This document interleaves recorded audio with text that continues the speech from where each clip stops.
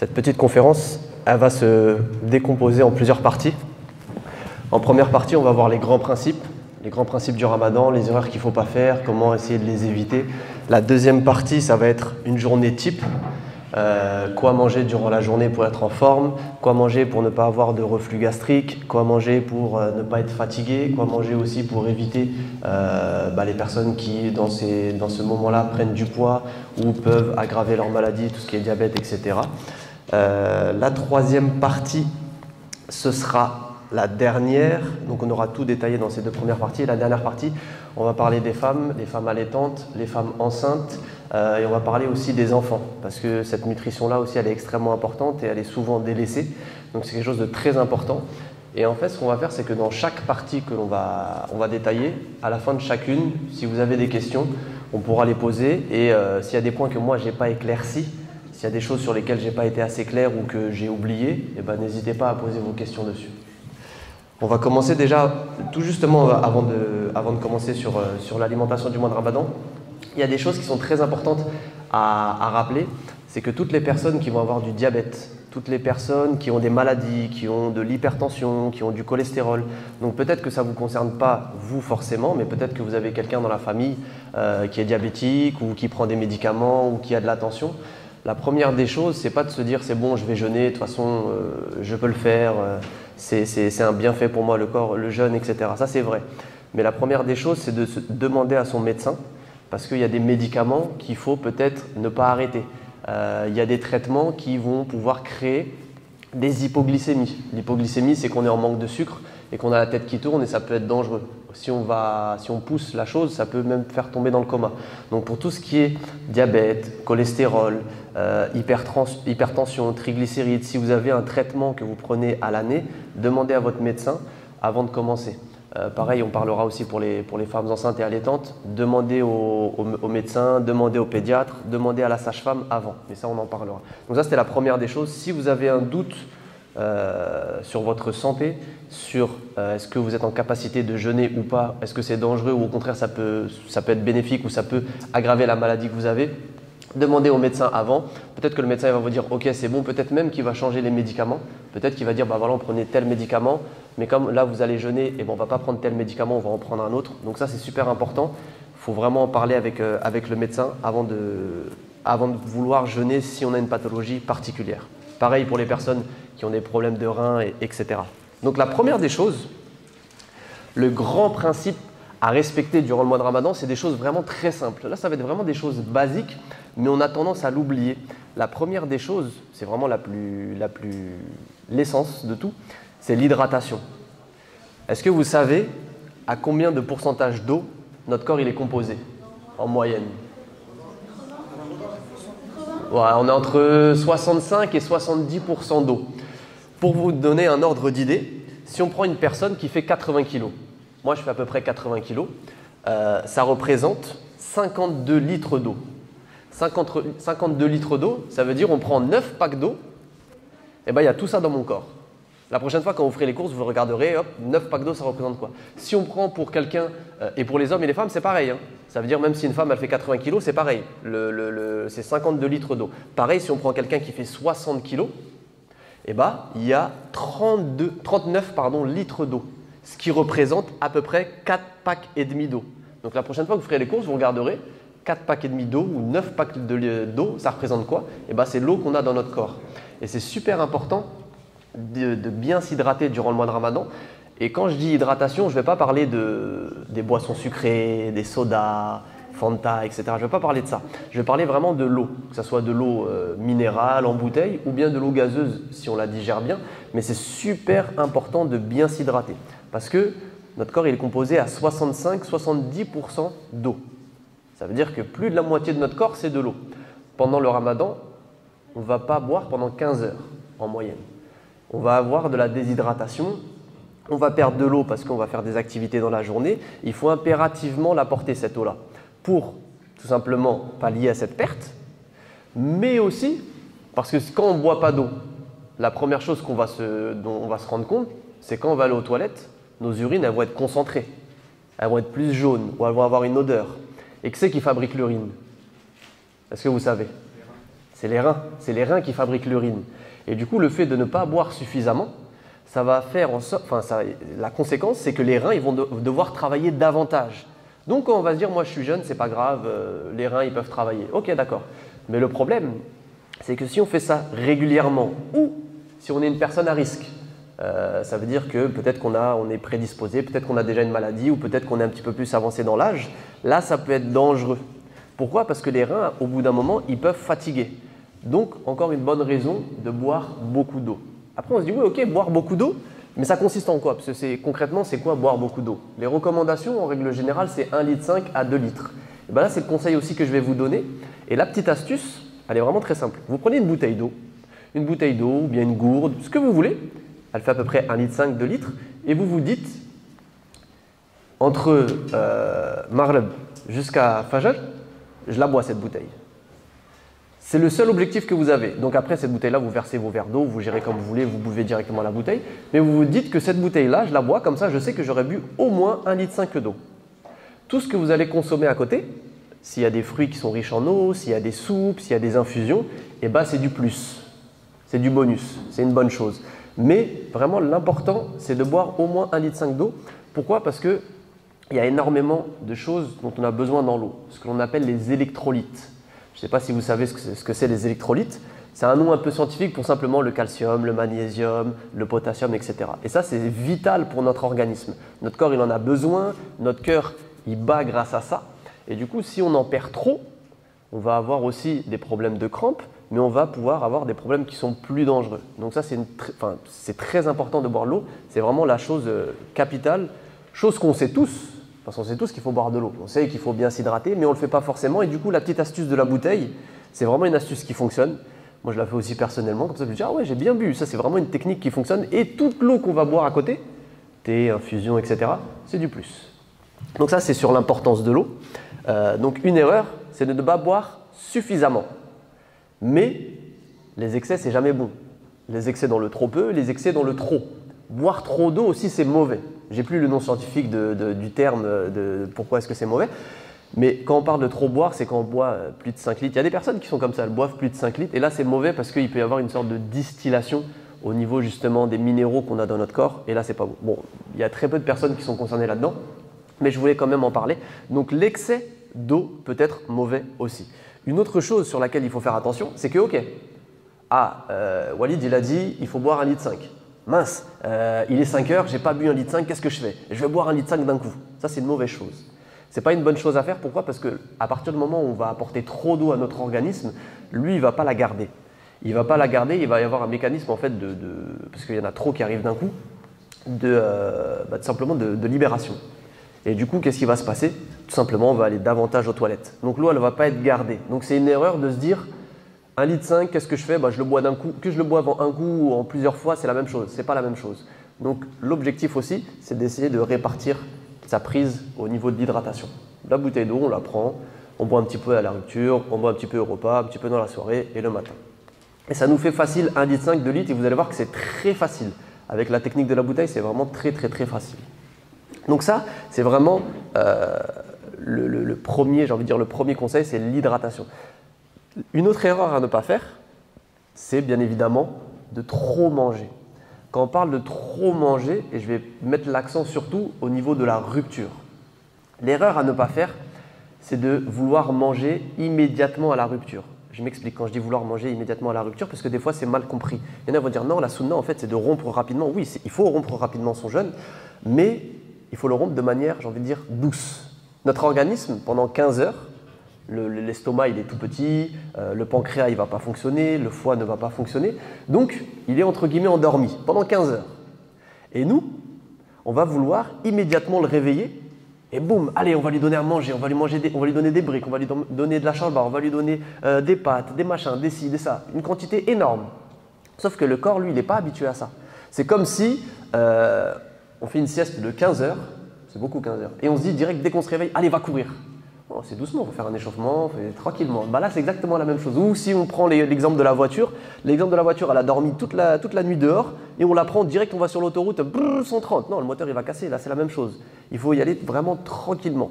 Et de toute façon, on a aussi l'exemple avec le prophète Mohammed sallallahu alayhi wa sallam, qui quand il faisait la rupture, soit il prenait des dattes, quand il n'en avait pas, il prenait de l'eau aussi, il allait prier et après il pouvait manger. La prière, elle ne durait pas 5 minutes.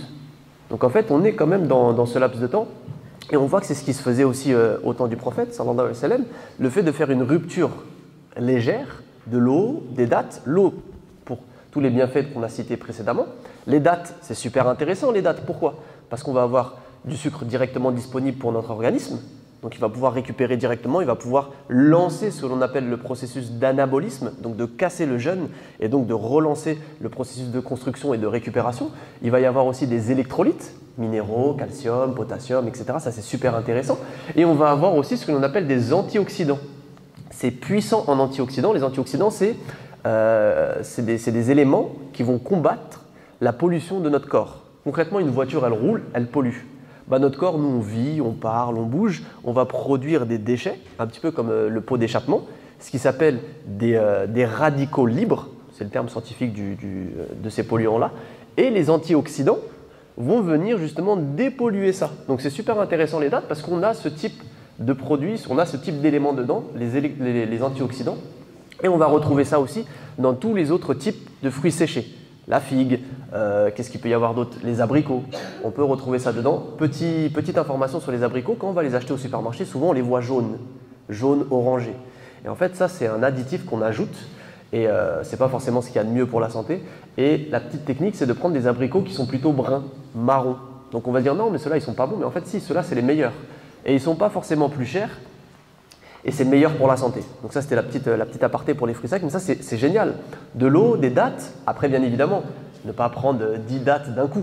Pourquoi? Parce qu'une date, c'est en moyenne. Une date moyenne, c'est quoi? C'est 10 grammes à peu près, 5-10 grammes. Dedans, on a 65% de sucre. La date, c'est bien, c'est très bon. Mais on n'en prend pas 10. Si on prend 10 dattes, ça nous fait combien de grammes? Ça nous fait 100 grammes. 100 grammes de dattes. On a dit que c'était 65% de sucre. Du coup, on a 65 grammes de sucre. Ce qui est énorme. C'est énorme, ça fait 13 morceaux de sucre. C'est énorme, 13 morceaux de sucre. Alors oui, les dattes c'est bien, mais l'excès n'est pas bon. Sachant qu'après, on va avoir le repas derrière. Et c'est là où on peut vraiment décoller au niveau de l'apport calorique, au niveau du taux de sucre, au niveau de la glycémie, et c'est pas bon du tout. Donc attention à ça, attention à la consommation. Après ça dépend de la taille, mais un repère, 3 dattes c'est très bien. 3 dattes, de l'eau c'est très bien. Après, ça dépend. Si on prend les grosses d'Afrique du Sud, là, on dira plutôt une seule. Ça va dépendre. Mais pour une date moyenne, c'est très bien. Donc, de l'eau, des dates. On peut prendre des soupes, peu importe les soupes. On a tendance souvent à parler que de la shorba ou de la harira. Mais il y a aussi les autres types de soupes parce qu'il y a des personnes qui se disent écoutez, moi, je prends plutôt des soupes type asiatique. Je prends plutôt des soupes qui sont type turc ou des soupes type tchétchène. Donc, pour la soupe, c'est extrêmement simple. Ça va être bon parce qu'on va retrouver de l'eau. Ça va être bon parce qu'on va retrouver des légumes, carottes, navets, on va retrouver de la tomate dedans. Ça va être bon aussi parce qu'on peut retrouver de la viande. Attention après à la qualité de la viande. Si on prend une viande très grasse, attention à ne pas en mettre trop parce que sinon l'excès de gras, on va le retrouver dans la soupe. Ce n'est pas nécessaire d'ajouter de l'huile dans la soupe. Pourquoi? Parce que la soupe, c'est de l'eau. L'eau ne se mélange pas à l'huile. Ce qui fait qu'il n'y aura pas de mélange homogène. Donc ça n'apporte rien à la soupe. À la rigueur, faire revenir la viande, pourquoi pas, mais ajouter de l'huile en plus dans la soupe, c'est ajouter de l'huile inutilement. Donc attention à cette quantité-là, mais une soupe c'est très bien. On attend un petit peu, si on peut, dans le meilleur des cas, 30 minutes. Après c'est assez difficile, il y a des personnes qui disent non, moi j'ai faim, j'ai envie de manger tout de suite. On peut attendre un petit peu moins, mais au moins 10-15 minutes. Et en fait, ça c'est le timing parfait. Pourquoi? Parce que si on ne prie pas à la mosquée, qu'est-ce qu'on fait? On fait la rupture du jeûne à la maison, de l'eau, des dattes ou d'autres fruits. Ça peut être des bananes, ça peut être d'autres fruits. Une soupe, je vais prier, je reviens, ça fait 10 minutes et je mange. Et là, on est très bien. Donc ça, c'est vraiment l'erreur à ne pas faire, c'est de vouloir manger immédiatement à la rupture. Faire une rupture légère, c'est beaucoup mieux. Ça va laisser le temps à notre organisme de se réveiller. Ça va laisser aussi le temps au suc gastrique. Parce que dans notre estomac, il y a des éléments qui sont sécrétés. Et ces éléments-là, ils vont avoir le temps d'être produits et d'être sécrétés. Le pancréas aussi va être facilité, le foie aussi. Donc c'est vraiment une très bonne chose. Et ça va éviter aussi les reflux gastriques. Essayez ça, si vous n'avez jamais fait ça. Essayez ça, d'attendre 15 minutes, dans le meilleur des cas 30 minutes. Et vous verrez qu'au niveau de la digestion, vous vous sentirez beaucoup mieux. Ça va être beaucoup plus, vous allez être moins fatigué, parce qu'il y aura ce sera moins difficile pour l'organisme de digérer tout ça. Et vous allez apprécier beaucoup plus votre repas et vous aurez moins de fatigue. Donc ça, c'est vraiment une petite astuce super intéressante à respecter. On disait ne pas manger trop. L'erreur à ne pas faire, c'est de se dire, et c'est pareil pour les femmes enceintes, souvent quand il y a les femmes enceintes, on se dit il faut que je mange 2 fois plus. Non, une femme enceinte, elle ne doit pas manger 2 fois plus. Elle doit manger 2 fois mieux. Ce n'est pas la même chose. Et bien là, c'est exactement pareil avec le mois de Ramadan. Sauf cas particulier, pour les personnes qui ont un travail très physique, je pense aux personnes qui sont manutentionnaires, qui travaillent sur les chantiers, mais je pense aussi aux femmes qui sont aides-soignantes, qui sont infirmières, qui ont un travail très physique. Là, c'est autre chose. Les besoins, ils peuvent être augmentés. Pour une personne, j'ai envie de dire, dans la moyenne, les besoins énergétiques, notre corps, de quoi il va avoir besoin, ça ne va pas être énormément augmenté en situation de jeûne et en situation de non-jeûne. Ça va être sensiblement la même chose. Il y a peut-être un besoin en vitamines qui est plus important, parce qu'on a plus de stress oxydant, donc on avait dit les radicaux libres, donc on a besoin de plus de vitamines. Mais sinon, concrètement, il n'y a pas de besoin supplémentaire. Donc l'erreur à ne pas faire, c'est de se dire « Ah, demain je vais jeûner encore, il faut que je récupère du jeûne, il faut que je mange encore plus. » Ça, c'est une erreur à ne pas faire. Pourquoi? Parce que notre organisme, il n'a pas besoin de cette énergie en plus, de ces calories en plus, de ces nutriments en plus. Donc qu'est-ce qu'il va faire de tout ça? S'il n'en a pas besoin, il ne va pas le jeter, il va le mettre de côté. Et comment est-ce qu'il fait pour le mettre de côté? Eh bien, il va fabriquer du gras. Et c'est comme ça qu'on peut prendre du gras durant le mois de Ramadan, tout simplement parce qu'on mange davantage. Et ce n'est pas le fait de jeûner, et on se dit non, c'est bon, j'ai jeûné, je ne vais pas grossir. Eh bien, en fait, si, c'est possible. Deuxième chose, ce n'est pas parce qu'on a jeûné qu'on se dit non, mais c'est bon, de toute façon, les excès que je vais faire, ils vont se compenser. Durant le mois de Ramadan, et c'est très souvent, c'était un médecin que je connais, qui me disait qu'il y avait des découvertes de diabète durant le mois de Ramadan. Parce que les personnes elles se disent « Waouh, je ne me sens pas bien, comment ça se fait, etc. » Et même aussi, à force de manger de cette manière-là, il y a des découvertes de diabète parce que le fait de trop manger, le fait d'apporter d'un coup comme ça des calories, etc., ça a un impact aussi sur notre sang, sur notre bilan sanguin, sur les triglycérides, je ne sais pas si ça vous parle, je pense pour certains si, sur le cholestérol, sur la tension, sur beaucoup de choses, sur le bilan sanguin en général. Donc il faut faire attention à ça, de ne pas trop manger. Pourquoi aussi? Parce que on va partir du principe, on va faire le schéma type. Quand je vais manger, qu'est-ce qui va se passer? Quand je vais manger, je vais mettre les aliments dans ma bouche. Donc déjà, il y a 2 choses qui vont se passer. C'est pour ça qu'on dit toujours aux enfants, il faut mâcher tes aliments, n'avale pas comme ça. Est-ce que vous savez pourquoi? Parce qu'il y a 2 choses, 2 mécanismes. Il y a la digestion mécanique, c'est le fait de mâcher, de mastiquer. Donc on va déjà entamer la digestion. Et il y a la digestion aussi chimique. Parce que dans notre bouche, on a ce que l'on appelle des enzymes. Et les enzymes, elles vont venir commencer à rendre les aliments en purée. Donc ça, c'est la première des choses. Ensuite, on avale, ça passe dans l'œsophage. Et ça arrive dans l'estomac. Maintenant, je vous pose la question. L'estomac, il est pas très grand. L'estomac, pour digérer les aliments, pour les découper et pour les rendre stériles, il va produire de l'HCl, de l'acide chlorhydrique. C'est quelque chose de très puissant. Si on donne une surcharge de travail à notre estomac, qu'est-ce qui va se passer? Vu que lui, il a plus de travail à faire, qu'est-ce qu'il va faire? Il va produire naturellement plus d'acide, vu qu'il a plus d'aliments à découper. Et qu'est-ce qui va se passer? Si on produit plus d'acide, 1 jour, 2 jours, ça peut le faire. Sauf que si on fait ça toute la semaine, tout le mois, le problème qui va se passer, c'est qu'on va commencer à avoir des remontées acides. Oui, on produit plus d'acide qu'en temps normal. Notre organisme, il n'est pas fait pour ça. Du coup, on va produire de plus en plus d'acide, de plus en plus d'acide. Et là, c'est là le moment où on va avoir les remontées acides, les reflux gastriques, les brûlures d'estomac. Et ça, c'est pas bon. Mais ça, c'est la première étape. Si on fait ça tout le mois et qu'on est une personne à risque, donc si on est une personne âgée ou si on a déjà eu des problèmes ou si dans la famille, par exemple, il y a des antécédents de maladies, il y a le risque de développer aussi ce qu'on appelle des ulcères. Donc c'est des cancers de l'estomac, c'est des brûlures au niveau de l'estomac. Donc il faut faire extrêmement attention à ça. Le fait de manger en trop grande quantité d'un coup, c'est pas simplement le fait de dire non, je vais grossir, moi c'est pas grave, de toute façon le poids, puis je m'habille, ça se voit pas. C'est pas uniquement ça, c'est vraiment l'aspect santé. Deuxième chose, c'est que tout ça, toute cette alimentation qui va arriver en plus grande quantité dans l'estomac. L'estomac, il va devoir produire plus d'acide. Il va devoir travailler davantage. Ce que l'on appelle la vidange gastrique, elle va être plus intense. qu'est-ce qui va se passer si… C'est comme si on disait à la maison, tous les appareils électroniques, je les allume. La facture d'électricité, elle va augmenter.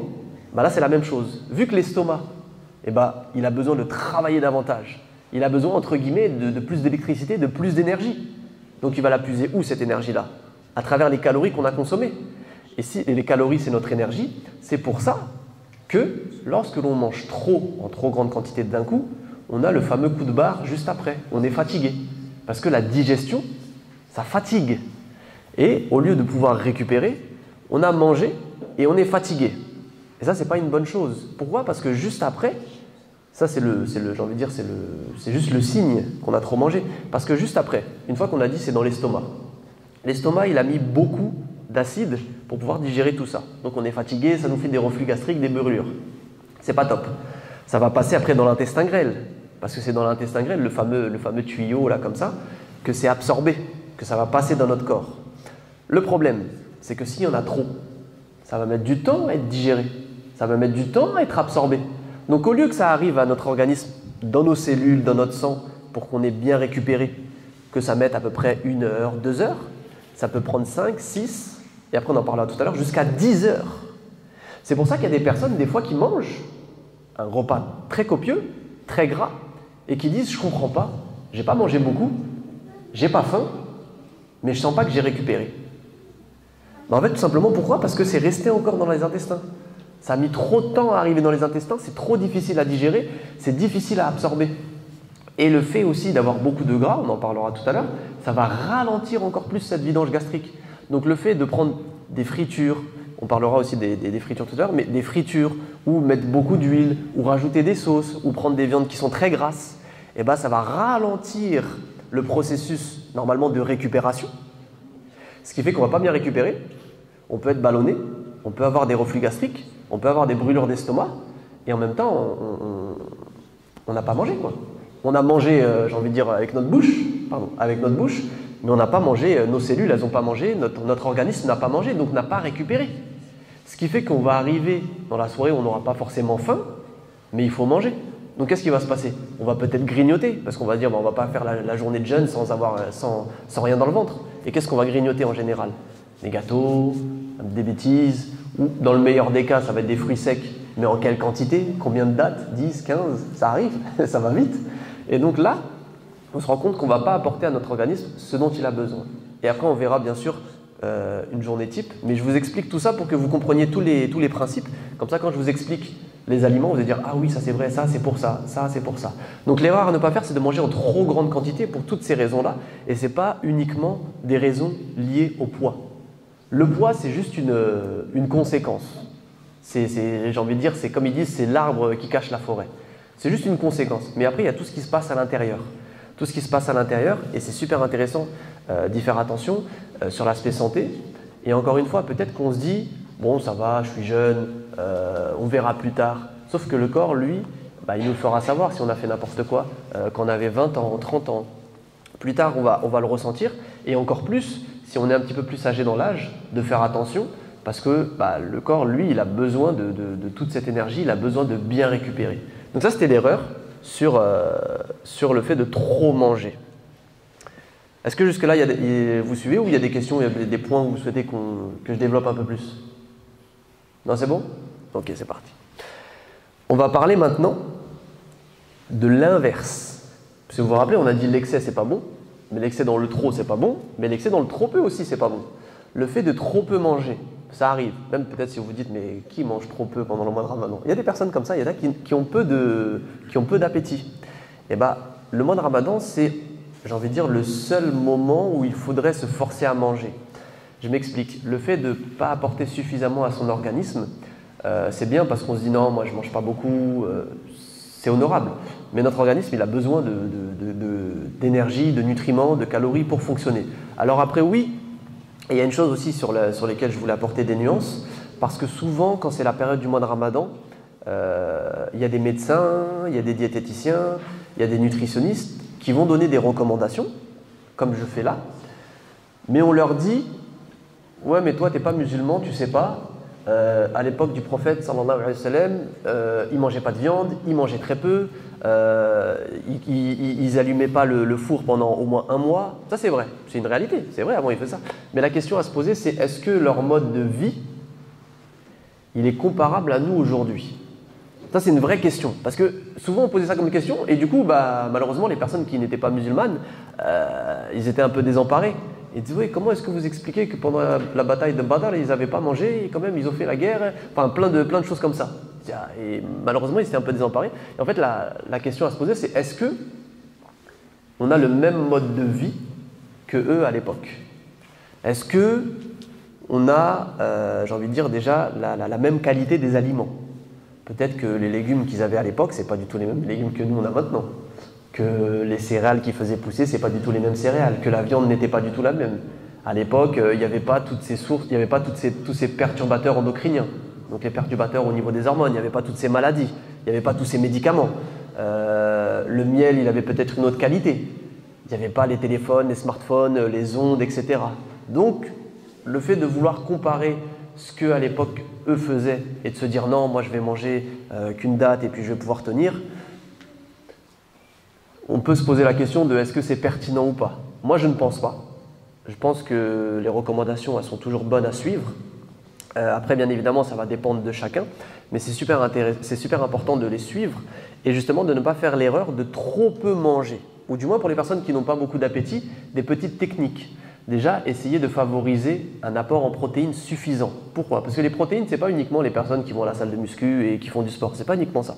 Les protéines, elles sont responsables de beaucoup de choses, notamment la création de nos hormones.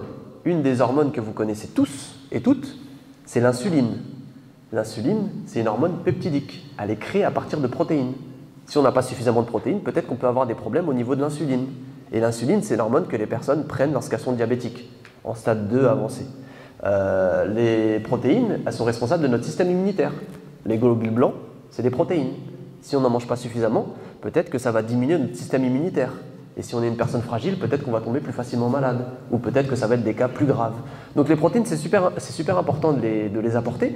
Pour les personnes aussi qui ont un faible appétit, une technique toute bête, peut-être partir sur, au lieu de prendre un steak, de la viande ou autre, essayer de le hacher. Au lieu de prendre une viande qui est un peu dure ou autre, essayer de changer la texture, quelque chose qui est plus facile, de le mélanger à de la purée par exemple. Ça c'est une technique qu'on fait avec les personnes qui sont en maison de retraite. Elles n'ont pas beaucoup d'appétit, puis elles ont des problèmes au niveau des dents, de la mastication. C'est de mixer tout ça, un petit peu comme avec les bébés. Les bébés ils ne peuvent pas beaucoup manger, bon, on mixe et on leur donne. Et là c'est une bonne alternative. Si on le digère bien, pourquoi pas s'orienter vers les produits laitiers, les yaourts, les fromages blancs, pourquoi pas se faire des smoothies avec un petit peu de fruits dedans, comme ça on a des glucides, on a des vitamines, ça peut être intéressant. Mais vraiment c'est super important de se dire, il faut quand même apporter cette portion de protéines. Après si c'est fruits, etc., c'est plus facile à apporter, mais c'est souvent ça qui bloque, parce que la protéine c'est assez lourd à digérer, on va dire non j'ai pas envie de manger de viande, et puis même des fois juste de voir de la viande, du poisson ou des œufs, il y a des personnes ça les rebute, elles disent non j'ai vraiment pas faim, là ça va, et donc de changer l'aspect, de changer la texture, ça peut être intéressant. Pour les personnes âgées, ça peut être intéressant aussi d'enrichir les plats, donc d'ajouter, je parle vraiment pour les personnes âgées qui ne mangent pas beaucoup, je ne parle pas pour les jeunes qui n'ont pas de problème pour manger, d'ajouter du fromage dans les préparations. Pourquoi? Parce que le fromage, on a de la protéine dedans, on a du gras dedans, on a du calcium, on a de la vitamine D. Donc ça va être très bon pour leurs os, ça va être très bon pour leur système immunitaire. Donc le fait de trop peu manger, ça peut être dangereux aussi. Donc attention à ça. Ouais. Concernant le fromage, moi j'ai mes enfants, ils aiment bien la vache qui rit, le poulet, ouais. C'est du fromage ou c'est pas vraiment du... Alors ça c'est une bonne question. C'est vrai que les enfants ils préfèrent tout ce qui est vache qui rit, le Babybel entre guillemets c'est un vrai fromage. Même s'il a un aspect un peu bizarre, c'est un vrai fromage. La différence qu'on va retrouver là-dedans, dans ces produits-là, c'est que c'est un mélange de fromages. Il faut essayer déjà de regarder quel fromage fondu prendre. Donc dans la liste des ingrédients, tu peux regarder s'il y a des additifs ou pas, et de choisir ceux qui sont avec la liste des ingrédients le plus court. Après, il y a le choix aussi des tostinettes, que je ne recommande pas forcément, parce que dedans, on va retrouver ce qu'on appelle des sels de fonte, c'est un additif, et puis si on peut s'en passer, c'est toujours mieux. Mais après, les enfants, je sais qu'ils sont difficiles, mais essayez de justement incorporer petit à petit. Le fait d'incorporer dans des plats, ça peut être super intéressant. Dans la purée, de mettre un petit peu de fromage sur les pâtes, dans, je ne sais pas si on fait des sandwichs, d'incorporer petit à petit ce genre de fromage-là pour qu'eux ils puissent faire la transition progressivement et pas venir et leur imposer directement tiens non ça va être ça maintenant, c'est plus ça. D'y aller vraiment par palier. Ça peut être la bonne technique. J'ai répondu à la question? Ouais. Donc ça c'était pour le fait de trop peu manger. Il nous reste 3 points sur les grands principes et les erreurs à ne pas faire. Ce point-là, il est super important. Enfin, tous les points ils sont importants, mais là, il est super important. Et c'est ce qui fait qu'un plat va être bon pour la santé ou pas forcément bon pour la santé. C'est le type de cuisson. Donc, est-ce qu'on va le faire frire? Est-ce qu'on va le faire cuire à la poêle? Est-ce qu'on va le faire au four? Pour les personnes qui connaissent, est-ce qu'on va le faire à l'air fryer? Donc, c'est une sorte de four sans huile. Il y a toutes ces questions-là qui se posent. Est-ce qu'on va le cuire? On va le cuire, comme on dit à l'anglaise, donc dans l'eau pochée. C'est toutes ces questions-là qui se posent parce que, concrètement, lorsqu'on va la faire une friture, la friture, on va mettre de l'huile. L'aliment, il va soit baigner complètement dedans, soit il est dans une bonne petite couche d'huile sur la poêle et on retourne. Et il va cuire avec l'huile. C'est super bon. C'est super bon. Pourquoi? Parce que l'huile, le gras, il fige les arômes. Ça apporte le goût, c'est clair. On prend un plat qui est sans huile d'olive, sans matière grasse, et on prend un autre avec de la matière grasse, il n'y a pas photo. Sauf que le problème, ce n'est pas l'huile en question. C'est pas l'huile en question, c'est pas la matière grasse en question. C'est la quantité que l'on va retrouver dedans. Je vous donne un exemple. On prend une brique classique. Vraiment la classique, une taille classique. Elle doit faire quoi? Elle doit faire un petit peu plus gros qu'une éponge de cuisine. Une brique classique, carrée. Pas une demi, pas un triangle, pas un samoussa, vraiment une brique classique. On va la faire frire dans l'huile. Elle va faire éponge avec l'huile. Et on peut faire la technique, hein. On peut peser la brique avant cuisson et après cuisson. La différence, elle va être à peu près de 50 grammes. Mais cette différence, elle vient d'où? Les 50 grammes, ils viennent d'où? Ils viennent de l'huile. Ça veut dire que, et même si on fait la technique du sopalin, parce qu'on la connaît cette technique du sopalin, on met hop, et après comme ça éponge. Déjà, on voit qu'il y a énormément d'huile. Mais on va rester sensiblement sur 50 grammes d'huile. 50 grammes d'huile, vous savez, ça représente combien de calories? Ça représente à peu près, juste l'huile, 500 calories à peu près. Ce qui est énorme, sachant que en moyenne, on a besoin de 2000-2500 calories dans la journée. Donc juste l'huile, je ne parle même pas de la viande, du fromage qu'on met dedans, de la pomme de terre, non. Juste l'huile, ça fait 500 calories. Si on en prend 2, ça fait 1000 calories. Et après, il faut ajouter la pomme de terre, il faut ajouter le fromage, il faut ajouter la viande hachée, etc. Donc le type de cuisson, il va être déterminant dans la qualité du plat que nous, on va consommer.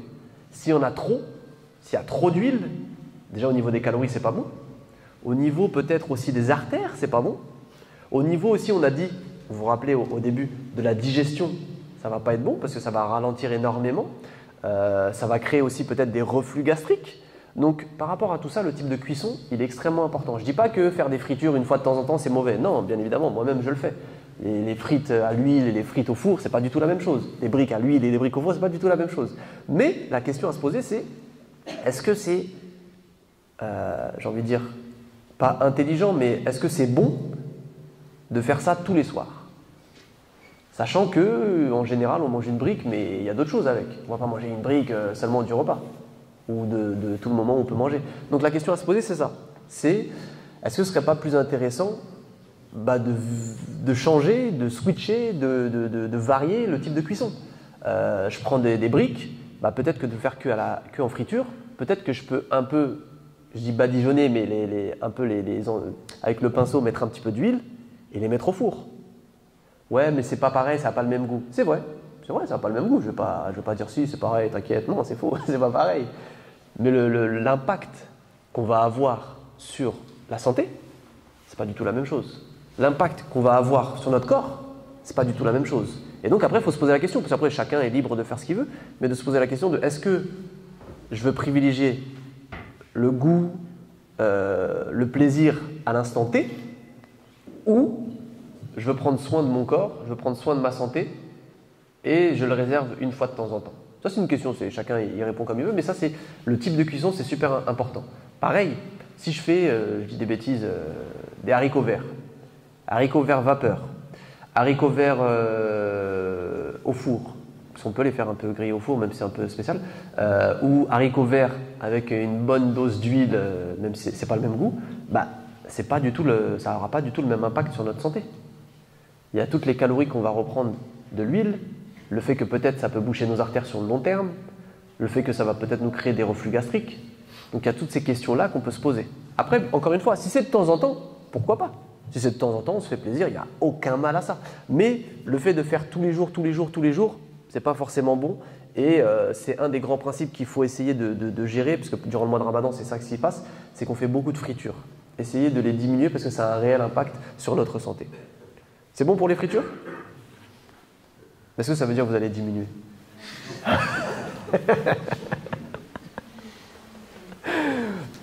On va enchaîner sur l'avant-dernier point sur ça, c'est les produits industriels. Quand je parle de produits industriels, je vais parler de tout ce qui est boisson soda, Coca, Fanta, Boga, Miranda, tout ce qui se finit en A. Je vais parler aussi des tranches de jambon, peu importe la marque, les tranches de jambon de dinde, des jambons de poulet, vous savez ceux qui sont roses, blancs. Je vais parler aussi des sauces, ketchup, mayonnaise, algérienne, samouraï, biggie, barbecue, enfin il y en a plein. Toutes ces genres de préparations-là. Je vais parler aussi d'un élément qu'on retrouve partout, c'est les cubes, cubor, jumbo, tout ce qui est cubes déshydratés, les bouillons.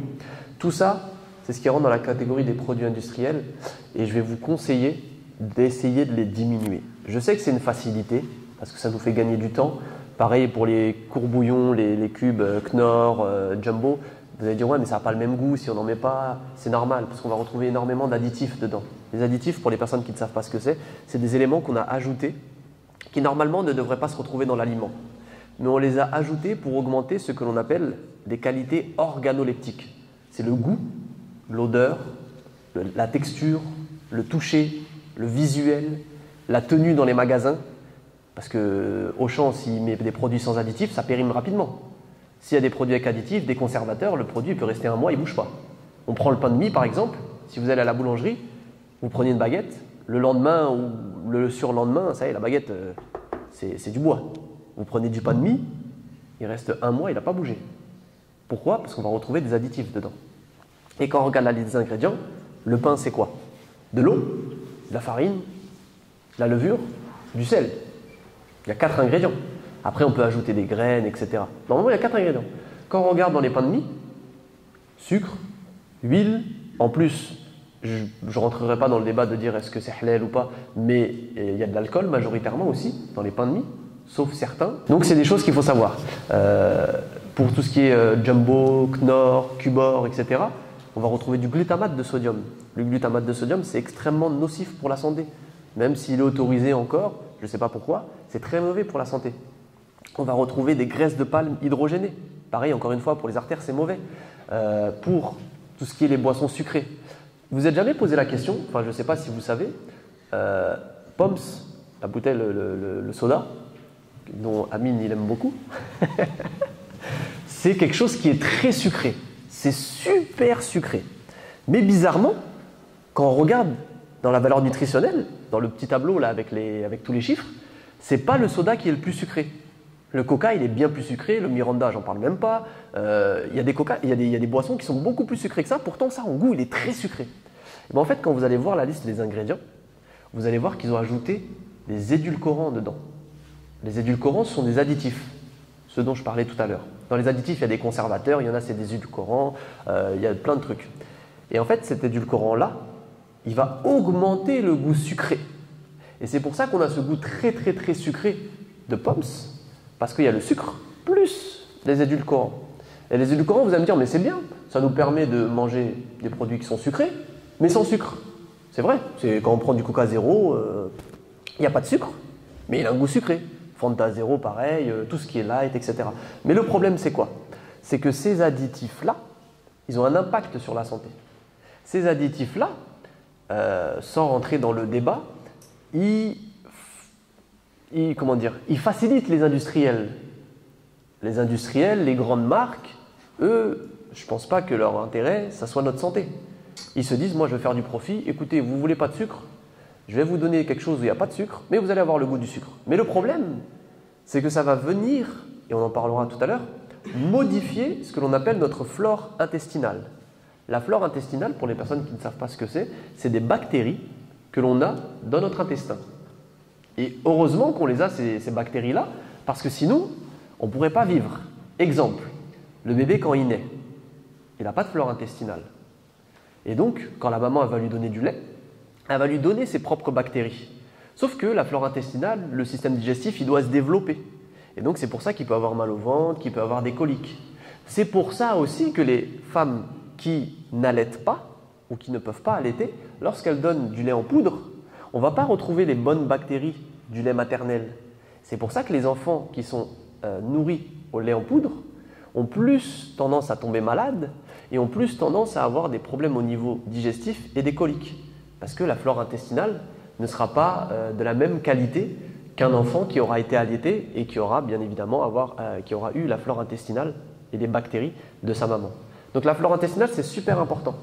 Ça va nous protéger des maladies. Ça va nous permettre de bien absorber les vitamines. Ça va nous permettre aussi de synthétiser la sérotonine. Est-ce que vous savez ce que c'est la sérotonine? Non? Non, ça c'est la mélatonine. C'est un acide pour le bonheur. Exactement, c'est exactement ça. C'est une hormone qui est responsable de notre bonheur. Donc quand on produit de la sérotonine, on est bien. Quand on voit quelqu'un qui nous fait plaisir, quand on fait une activité qu'on aime, on produit de la sérotonine. Est-ce que vous savez que 95% de notre sérotonine, elle est fabriquée par nos bactéries. C'est les bactéries qu'on a dans notre intestin qui fabriquent notre sérotonine. Donc, si on a une mauvaise flore intestinale, si on n'a pas de bonnes bactéries, on ne va pas pouvoir produire suffisamment de sérotonine.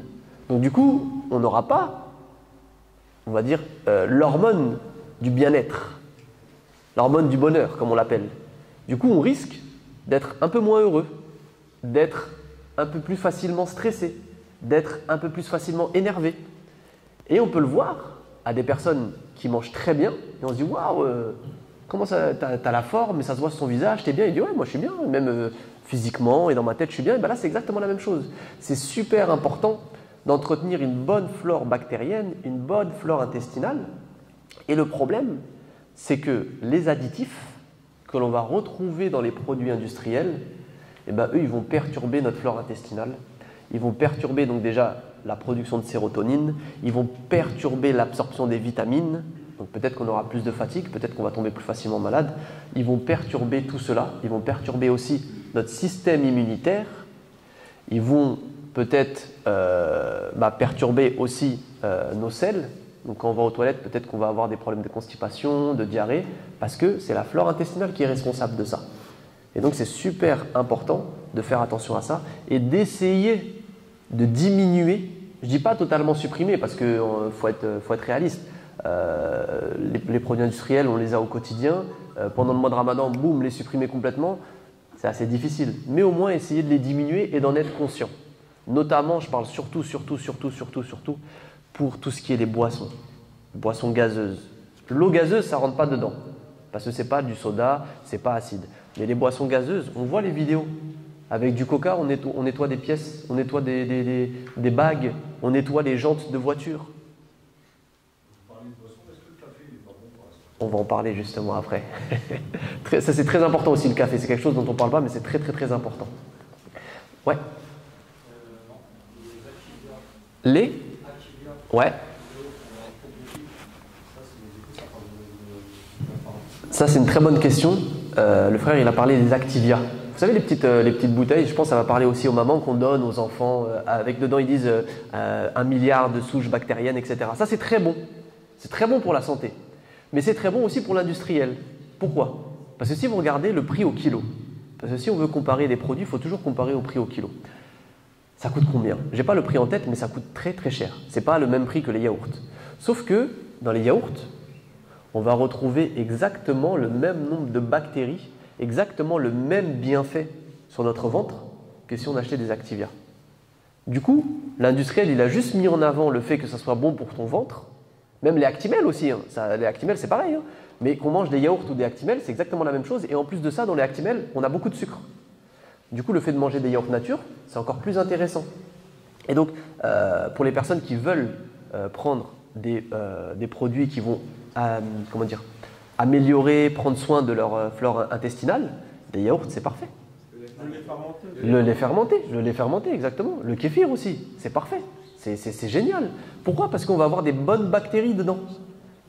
C'est des bonnes bactéries qui vont venir entretenir notre flore intestinale et avoir un bon système immunitaire. Et pour le sport, le lait fermenté, c'est conseillé apparemment? Ouais, carrément. On va en parler tout à l'heure, mais carrément, même pour le sport, c'est super bon. C'est de l'eau, des protéines, du calcium, de la vitamine D. C'est parfait. C'est génial.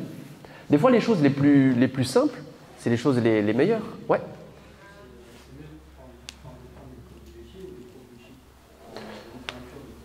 Alors, les probiotiques, pour ceux qui ne savent pas ce que c'est des compléments alimentaires qu'on peut retrouver à la pharmacie. Des fois, c'est de la levure de bière. Le problème est qu'ils vont venir directement, c'est des bactéries qui vont venir directement en fait dans notre système intestinal pour coloniser notre intestin, pour avoir des bonnes bactéries. En gros, c'est des bactéries qu'on apporte directement. Le problème des probiotiques, c'est qu'il y en a énormément, que c'est devenu un business, qu'il y en a qui ne sont pas forcément intéressantes et qui vendent ça très cher.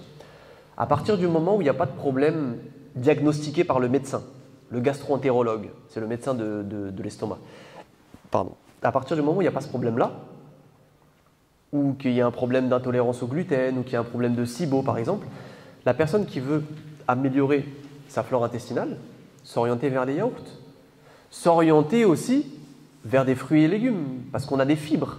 Les fibres, elles vont venir aussi alimenter les bonnes bactéries, en plus de protéger l'estomac de tous les reflux gastriques, en plus d'éviter les pics de glycémie. Donc, au lieu de s'orienter directement vers les probiotiques, ce qui peut être très tentant parce que on voit, on dit waouh, c'est génial, ça va tout de suite nous faire du bien, et puis les industriels ils sont forts pour mettre ça en avant. Pourquoi pas prendre plutôt du yaourt directement? C'est plus intéressant.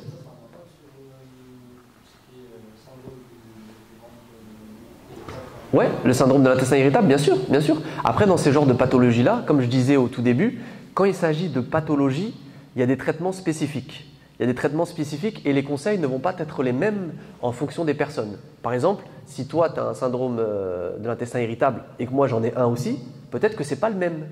Du coup, peut-être que pour toi, un aliment qui te fera du bien, moi, ça me fera du mal. Du coup, quand on a ce genre de pathologie-là avérée, diagnostiquée, c'est comme un médicament. Il faut voir le médecin spécialiste, bien évidemment, de l'intestin, et c'est lui qui pourra dire tel aliment c'est bon pour vous, évitez plutôt celui-ci, favorisez celui-ci. Et c'est comme un médicament de se dire ok, peut-être que toi tu prends 2 le matin et moi 1 le soir, mais moi j'ai une autre prescription. Donc il faut faire attention à ça, mais si on a juste des petits problèmes de ventre occasionnels, ça peut être très intéressant. Oui. Vous mettez en avant les produits laitiers tout à l'heure. Ouais. Il y a aussi une mise en garde sur les produits laitiers. Est-ce que c'est avéré? Parce qu'il y a eu plusieurs écoles sur ça. Il y a quelques années, dans le domaine du sport, on n'avait plus le droit d'en prendre. À un moment donné, on prenait du fromage blanc. C'est une super question sur les produits laitiers. Parce qu'il y a un super bouquin aussi, c'est Lait, mensonges et trahison, il me semble, qui est sorti il y a peut-être une dizaine d'années. Et concernant les produits laitiers, pour vous faire la petite histoire, moi aussi j'avais participé c'était lorsque j'étais en études, pour un géant du lait, on ne citera pas son nom, mais j'avais fait des études justement pour les protéines animales, laitières, est-ce qu'elles sont bonnes ou pas. Et c'est vrai qu'on peut se poser la question de est-ce que les études elles n'ont pas été financées par les industriels qui disent oui, mangez les produits laitiers pour qu'en fait ils s'en mettent plein les poches. La réponse à ça, elle est je vais être assez nuancé. À partir du moment où une personne n'a pas de problème de digestion, une personne tolère bien les produits laitiers, il n'y a pas de contre-indication. Par contre, à partir du moment où il y a une personne qui peut avoir des soucis, notamment au niveau du lactose, qui peut avoir des soucis de digestion, des ballonnements, dans ce cas-là, il ne faut pas forcer. Ça ne sert à rien de se dire je vais apporter mes protéines, je vais apporter ci, je vais apporter ça, je vais prendre du fromage blanc ou je vais prendre du skyr parce que je sais que c'est très bon pour la santé si on ne les digère pas. Clairement, faut pas forcer du tout. Une autre chose après, à prendre en compte, parce qu'on peut se dire les produits laitiers sont mauvais, et il y a certaines personnes qui vont dire l'être humain est le seul être vivant buvant du lait en étant adulte. Il y a des gens qui disent ça. L'être humain n'est pas fait pour boire du lait. Peut-être que c'est vrai, peut-être que c'est faux, mais on peut se dire une autre chose. L'être humain, c'est le seul être vivant qui mange des hamburgers. C'est le seul être vivant qui boit du Coca-Cola. Les animaux, ils font pas ça. Et une autre chose aussi, c'est que le lactose, il y a des personnes qui ne le tolèrent pas. Il y a des intolérants au lactose, il y en a, ça leur fait des ballonnements, ça c'est avéré, c'est clair. Le problème, selon moi, après peut-être que je peux me tromper, je ne pense pas que ce soit les produits laitiers en soi qui soient mauvais. Je pense plutôt que c'est l'ajout de protéines de lait, l'ajout de lactose dans tous les produits industriels qu'on a pris l'habitude de consommer. Si on prend des granolas, les gâteaux, c'est Lu, je crois, il me semble. C'est ça, c'est Lu. T'es bien renseigné, toi.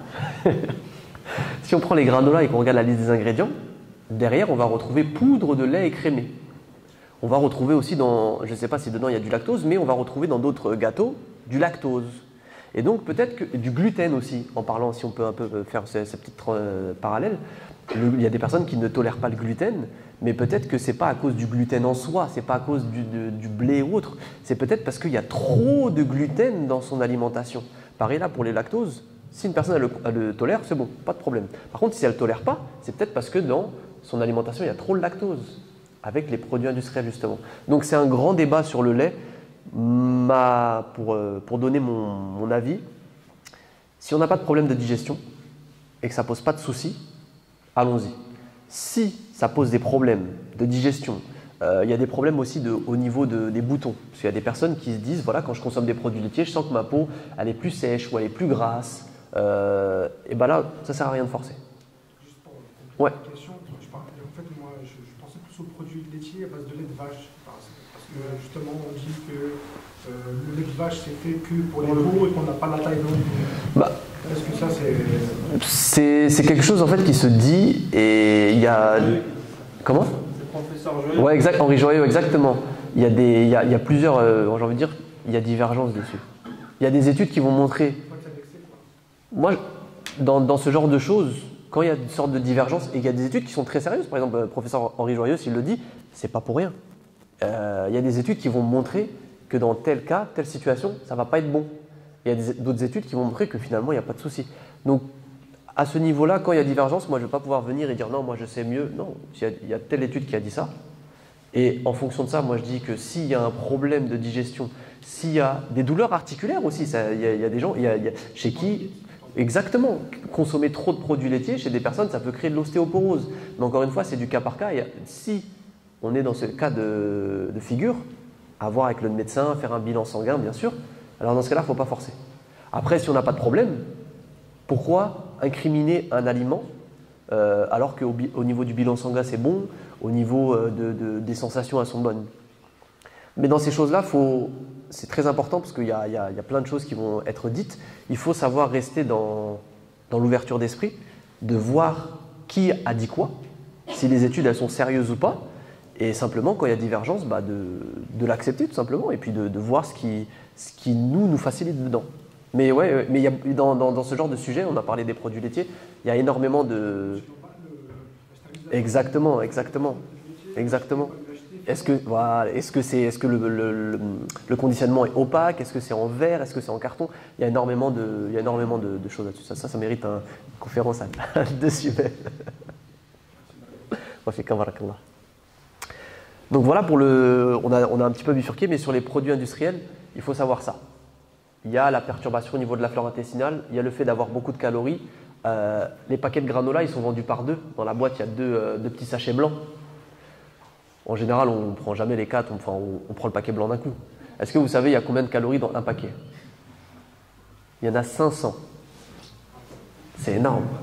Et les 2 paquets, ils passent facile. Il reste encore du lait, on met les 2 paquets, ça fait 1000 calories. Pourtant, 1000 calories, ça représente à peu près nos besoins, ça représente à peu près la moitié de nos besoins. Mais quand on a mangé ces 2 paquets-là, comment on se sent? Ouais, on se sent bien.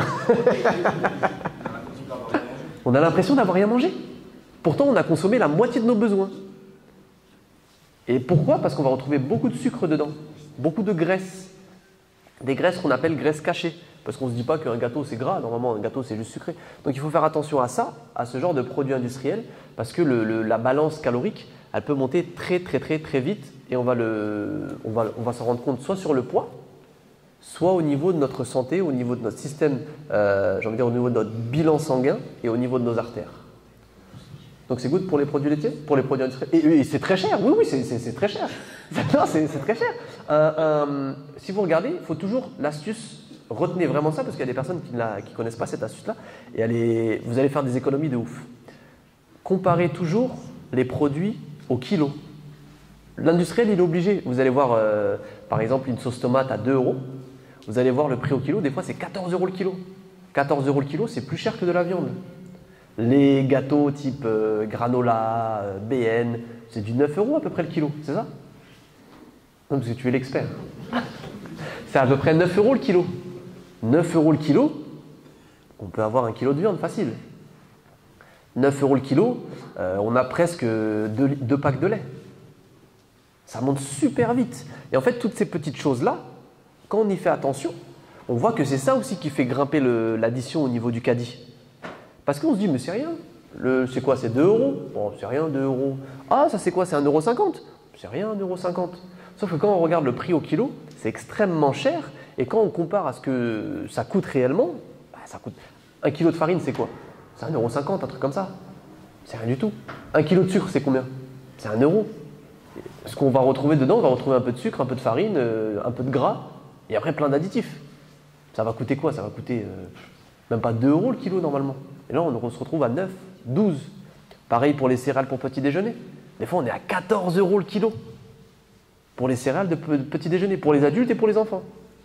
14 € le kilo, des fois même 17 € le kilo. C'est énorme. 17 € le kilo, c'est 2 kilos de viande. C'est-à-dire qu'à chaque fois qu'on achète ces produits-là, c'est comme en termes de quantité, 17 € le kilo, 14 € le kilo. Les sauces, pareil.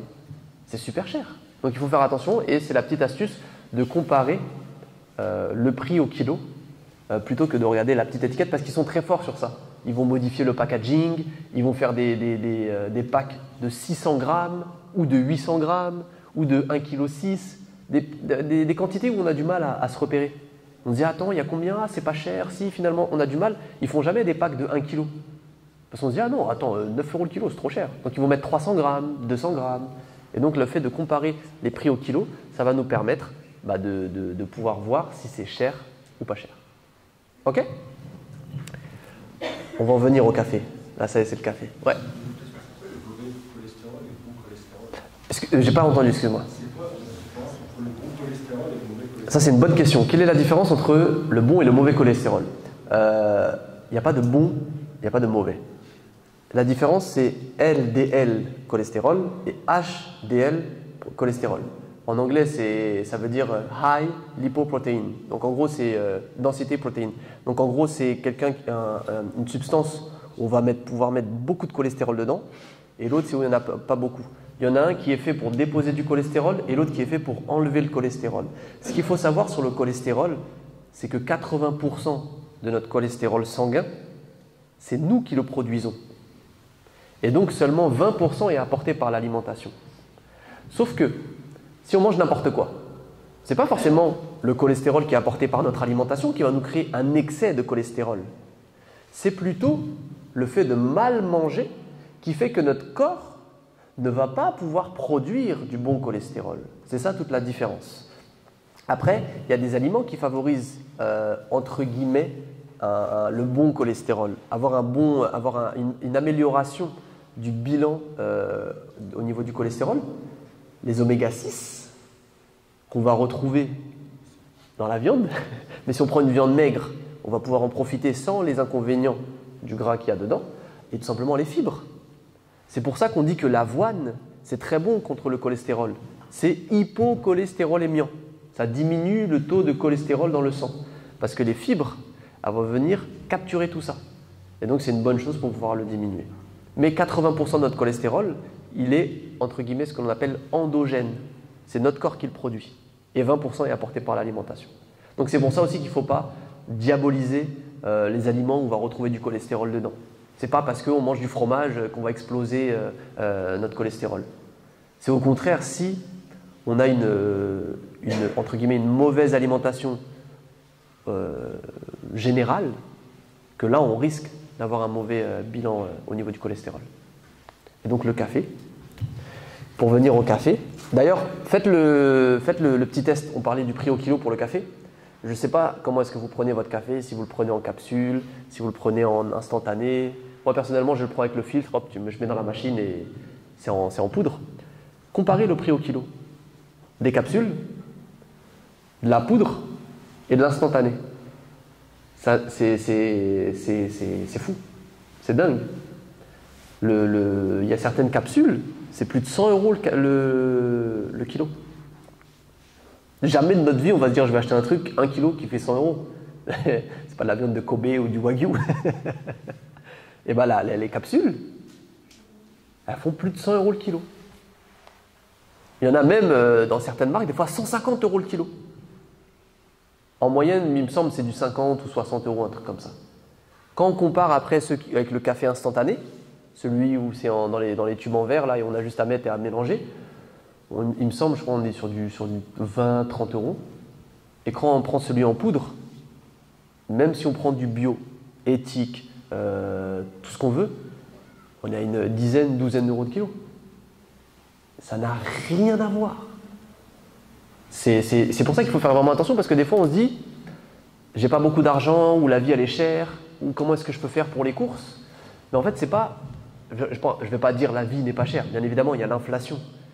Mais des fois le budget course il part dans des choses où ça devrait pas aller, ou du moins on se fait tirer de l'argent comme ça, c'est comme s'il nous volait, tac, alors que cet argent là on aurait pu le mettre dans autre chose. Au lieu de payer, parce que le café, on se dit, ouais, mais moi, de toute façon, je ne prends pas 1 kilo de café. Ouais, mais dans l'année, on consomme combien de café dans l'année? Combien en termes de quantité est-ce que ça représente?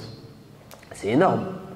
Si on fait le rapport à l'année de café, de gâteau, de ci, de ça. Moi, j'ai fait le calcul. Il y a au moins 500 € de budget course à l'année qui peut être économisé. 500 € à l'année, ça fait quasiment 40-45 € par mois. C'est énorme. Pour un caddie, c'est énorme. Et puis en plus, en fonction des familles, plus on est nombreux, plus cette économie augmente. Pour une famille, un couple avec un enfant, c'est pas pareil qu'un couple avec 4 enfants. Donc ces petites techniques-là, vraiment, retenez-la, regardez le prix au kilo. Et on va revenir au café.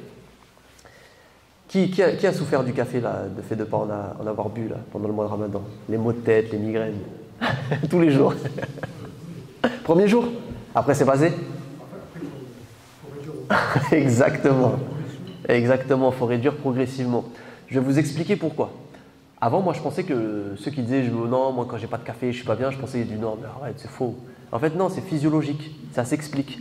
Dans notre cerveau, on a ce que l'on appelle des récepteurs à l'adénosine. Vous n'avez pas besoin de retenir ça, mais c'est juste comme ça. Si quelqu'un vous parle de l'adénosine, quelqu'un dans la rue, vous dira ah ouais, je sais, je connais. C'est des récepteurs. L'adénosine, c'est ce qui va nous permettre de nous relaxer, de nous détendre, ou quand on est fatigué. C'est le truc qui nous met un petit peu en mode off. Ok, je souffle. La caféine, qu'on va retrouver dans le café, mais qu'on va retrouver aussi dans le thé. On appelle la théine, mais la théine, c'est la même chose que la caféine. On l'a appelée théine parce qu'on l'a découvert plus tard. Mais c'est exactement la même molécule. Juste, elle est un peu moins biodisponible. Donc elle est moins bien absorbée, donc elle n'a pas la même intensité. Pareil pour le maté. Le maté, c'est une boisson qui ressemble au thé, c'est un petit peu en vogue en ce moment. C'est la même chose. Ça va avoir les mêmes effets que le café, mais ce n'est pas aussi dosé et ça ne va pas nous envoyer un coup de fouet comme ça. Il y a à peu près 3 fois moins de caféine dans le maté que dans le café, pour que vous vous donniez un petit ordre d'idée. Et donc, je disais, la caféine, elle va venir se fixer sur les récepteurs à l'adénosine. Et en fait, en se fixant sur ces récepteurs-là, c'est comme si on disait, et qu'on se mettait les doigts dans les oreilles, on se dit non, la fatigue, je ne l'entends pas. Le café, c'est un anti-fatigue, c'est un anti-migraine, mais ce n'est pas le café qui va nous donner de l'énergie. Le café, il va simplement masquer la fatigue. Donc on va dire, wow, je ne suis pas fatigué, c'est bon, ça m'a donné un coup de fouet. Et on a aussi l'effet un petit peu excitant. Mais le café en soi ne nous donne pas d'énergie. Ce qui va nous donner de l'énergie, c'est les nutriments, c'est les calories, c'est ça l'énergie. Le café, il va venir couper cette fatigue-là. La fatigue, j'ai envie de dire des fois comment dire, en français, un peu le bad mood, donc le fait je suis pas bien, ça va couper ça. Le fait de ne plus boire de café durant le mois de Ramadan, si c'est sec, bah, qu'est-ce qui va se passer? Comme on a l'habitude de boire du café, la caféine elle se fixe sur les récepteurs. Mais le cerveau il n'est pas bête, il dit non, attends, il faut quand même que l'adénosine elle se fixe sur des récepteurs. Du coup, le cerveau il va créer plus de récepteurs. Comme ça, il y a et la caféine et l'adénosine qui peuvent se fixer. Il y a les deux, comme ça il n'y a pas de jaloux. Sauf que quand on arrête de boire du café subitement, il y a beaucoup de récepteurs qui normalement sont occupés par la caféine. Mais là, ils sont libres. Du coup, qu'est-ce qui va se passer? L'adénosine, elle va se fixer dessus. Et du coup, on aura une sensation de fatigue supplémentaire qu'on n'avait pas avant. Pareil, si on avait tendance à avoir mal à la tête, bah, le café, ça diminuait ses maux de tête. Le fait de ne pas en avoir, couplé au fait de ne pas boire, va favoriser les maux de tête. C'est pour ça que les personnes qui boivent beaucoup de café durant le mois de Ramadan, c'est très difficile pour elles. Elles sont irritées, elles sont énervées et c'est normal, c'est physiologique. C'est pas de dire oh mais arrête, qu'est-ce que tu es, calme-toi. Non, c'est physiologique. Ça s'explique biochimiquement parlant. Donc la petite technique, c'est de diminuer, essayer de diminuer un maximum. Après, pour les personnes qui sont vraiment accros au café, pas forcément couper, mais c'est de diminuer et dans le meilleur des cas, essayer de ne pas finir le suhour avec du café. Pourquoi? Bon, outre le fait de ne pas dormir, etc., mais ça c'est autre chose, c'est que le café c'est diurétique. Donc ça va favoriser l'élimination de l'eau, le drainage. Sauf que durant le mois de Ramadan, qu'est-ce qu'on a besoin de faire nous? C'est pas de drainer, nous c'est de garder. On draine suffisamment, les reins ils font ça suffisamment. Nous ce qu'on a besoin de faire c'est de garder. Et du coup le café comme le thé ça peut avoir cet effet-là. Donc c'est pour ça que c'est déconseillé de le consommer en dernier le matin. Pourquoi pas le prendre dans la soirée? Pourquoi pas sinon le prendre en début du repas du matin? Mais pas terminer sur ça. Et puis de bien boire bien évidemment. Ouais. Ouais, le café, il a énormément de bienfaits. Le café, tu sais, il a tellement de bienfaits. Ça diminue aussi la pénibilité à l'effort. Ça veut dire que quand tu vas faire un effort physique ou mental, ça va diminuer la pénibilité de cet effort-là. Et c'est tellement puissant que jusqu'à quelques années en arrière, il prenait le taux de caféine dans le sang des athlètes parce qu'il considérait le café comme un produit dopant tellement c'était puissant. C'est pas un produit dopant parce que c'est mauvais pour la santé, c'est un produit dopant tellement ça booste tes performances. Ouais. Trop de café, c'est pas bon pour la tension aussi. Ouais. Trop de café, c'est pas bon pour la tension et de toute façon on le verra si vous faites un examen chez le cardiologue, la première question qu'on vous pose c'est ça. Parce que ça fait ce que l'on appelle de la tachycardie. C'est le fait d'augmenter le rythme cardiaque. Donc si on a des problèmes ou des pathologies, c'est pas forcément. Ce qu'il faut faire, c'est essayer de diminuer le café. Mais après, c'est comme pour toute chose. Dans le juste milieu, c'est très bon. Par exemple, pour quelqu'un qui a un travail physique, quelqu'un qui. Moi, par exemple, avant cette conférence-là, si j'avais pu, j'aurais bu du café, un petit peu. Ça m'aurait mis un petit coup. Si je vais faire du sport, par exemple, ça peut être bon aussi. Si je vais travailler intellectuellement, je sais pas, j'ai des bêtises, je dois réviser ou j'ai un bouquin à écrire, ok, je vais, pour réviser n'importe quoi, même par exemple, si je vais dire je vais réviser le Coran, hop, une petite tasse de café, ça passe tout seul. C'est très bien, ça facilite la concentration. Mais dans l'excès, comme pour toute chose, c'est mauvais. Le café au lait, oui. Très bonne question, le café au lait. Le café, c'est une absorption rapide. Le lait, c'est une absorption un petit peu plus lente. Et le fait de prendre du café au lait, ça peut créer pour certaines personnes des désagréments au niveau du système digestif. Encore une fois, comme je l'avais dit tout à l'heure, il y a des études qui ont montré que ça perturbait. Il y a des études qui ont dit pour les personnes où ça ne perturbe pas, il n'y a pas de problème. Donc encore une fois, c'est si on a du mal à le digérer, dans ce cas-là, on évite. Moi, personnellement, je suis un adepte du café au lait. Je kiffe. Ça ne me pose pas de soucis. Mais je connais des personnes, c'est impossible. Café au lait, non. Donc ça dépend des personnes, encore une fois. Après, si toi tu cherches, j'ai envie de dire, ce goût un peu lacté, avec du jus de riz ou du jus d'avoine, ça peut être une bonne alternative. Un petit goût sucré naturel et c'est une parfaite alternative. Voilà pour le café. Est-ce qu'il y a des questions? Non? Allez, c'est parti, on enchaîne. Donc, à partir de tout ça, maintenant, on va se faire une journée type. Ça va être super simple parce que maintenant, vous avez toutes les informations, donc vous allez dire « Ah, mais ouais, c'est logique. Ah ouais, ça, en fait, c'est logique. » Pour la rupture, on va partir de la rupture. Pour la rupture, qu'est-ce qu'il faut apporter, on a dit? De l'eau, des dattes. Ça peut être d'autres fruits, hein. Des dattes, des figues séchées, ça peut être des bananes, fruits. On peut apporter aussi autre chose, quoi?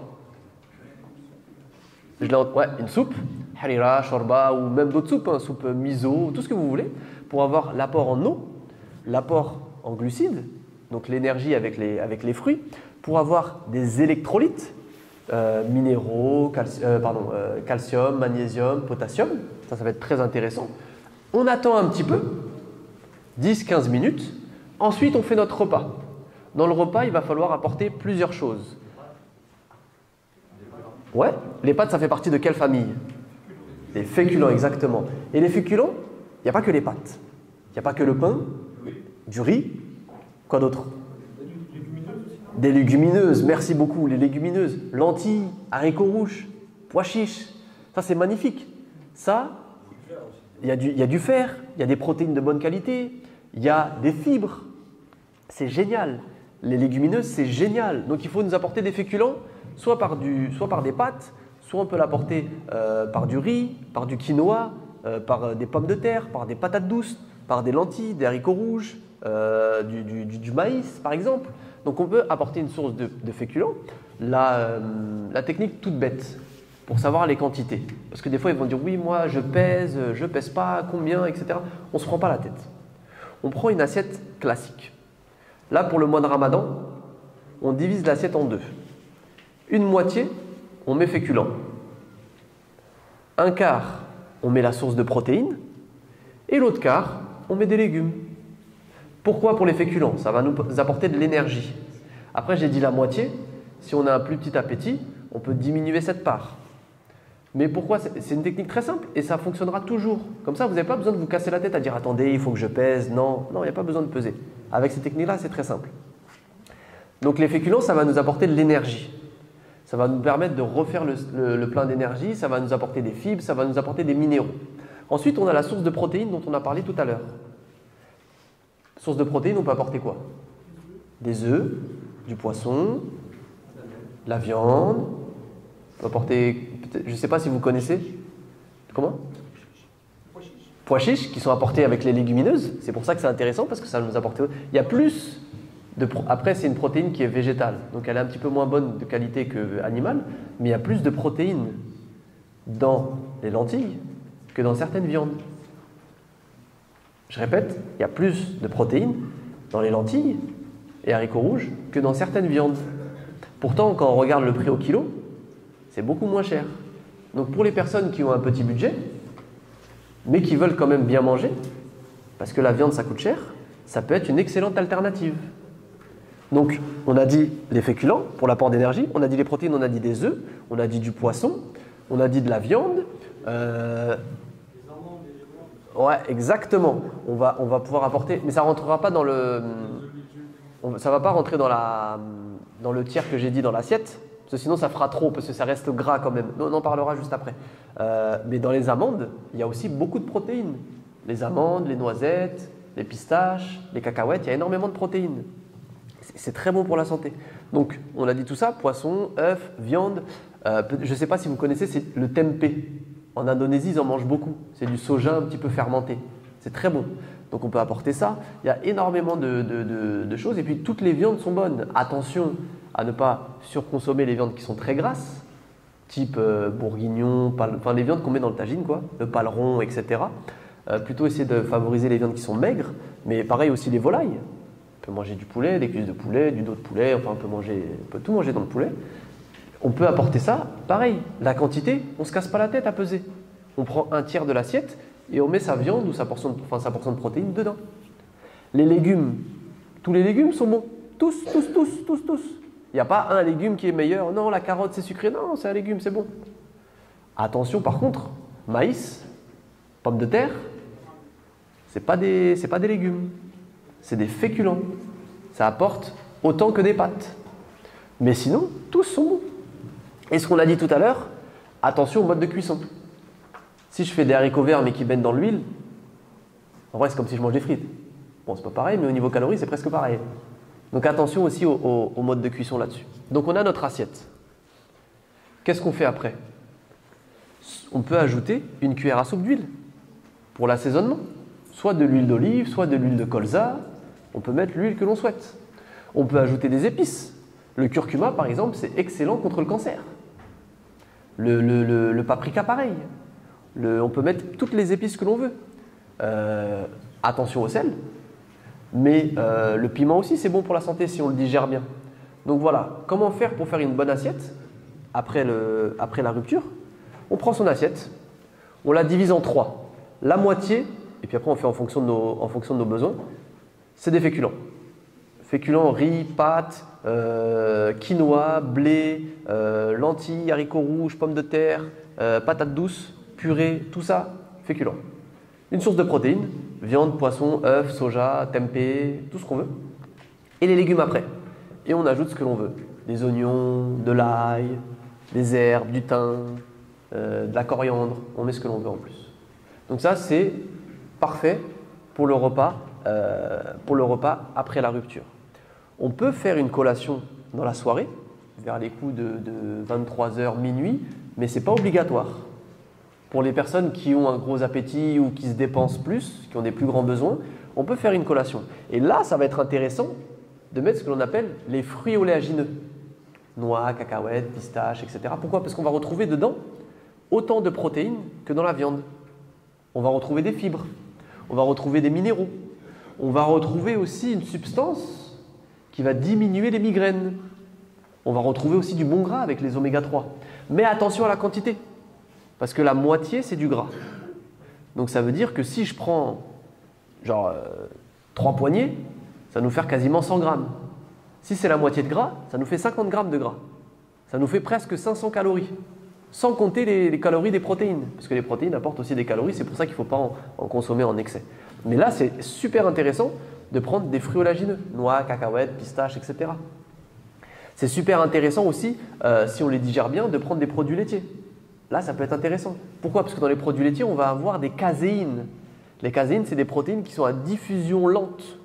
Donc là, c'est génial. Et puis en plus, il y a des études qui ont montré que la caséine, ça favorisait le sommeil. Les produits laitiers favorisaient le sommeil. Donc ça peut être une excellente chose. Mais encore une fois, ce n'est pas obligatoire. On peut ajouter un fruit en plus, si on en ressent le besoin, et puis comme ça nous apporte aussi des vitamines. Mais la collation n'est pas obligatoire, la collation nocturne. Et puis après, on a le repas du matin. Premier conseil pour le repas du matin, se lever suffisamment tôt. Parce que les repas où la donne il est à 5h30 et on se lève, il est 20, c'est rarement bon, c'est pas bon. On va se précipiter et en plus déjà on est stressé. On va se précipiter, on est stressé.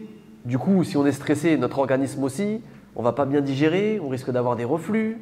Je vous dis ça parce que avant-hier, c'est ce qui m'est arrivé. Non, c'était hier. Ce matin, j'ai géré. Hier, j'ai pas entendu le réveil. Je me suis réveillé en speed et j'étais pas bien.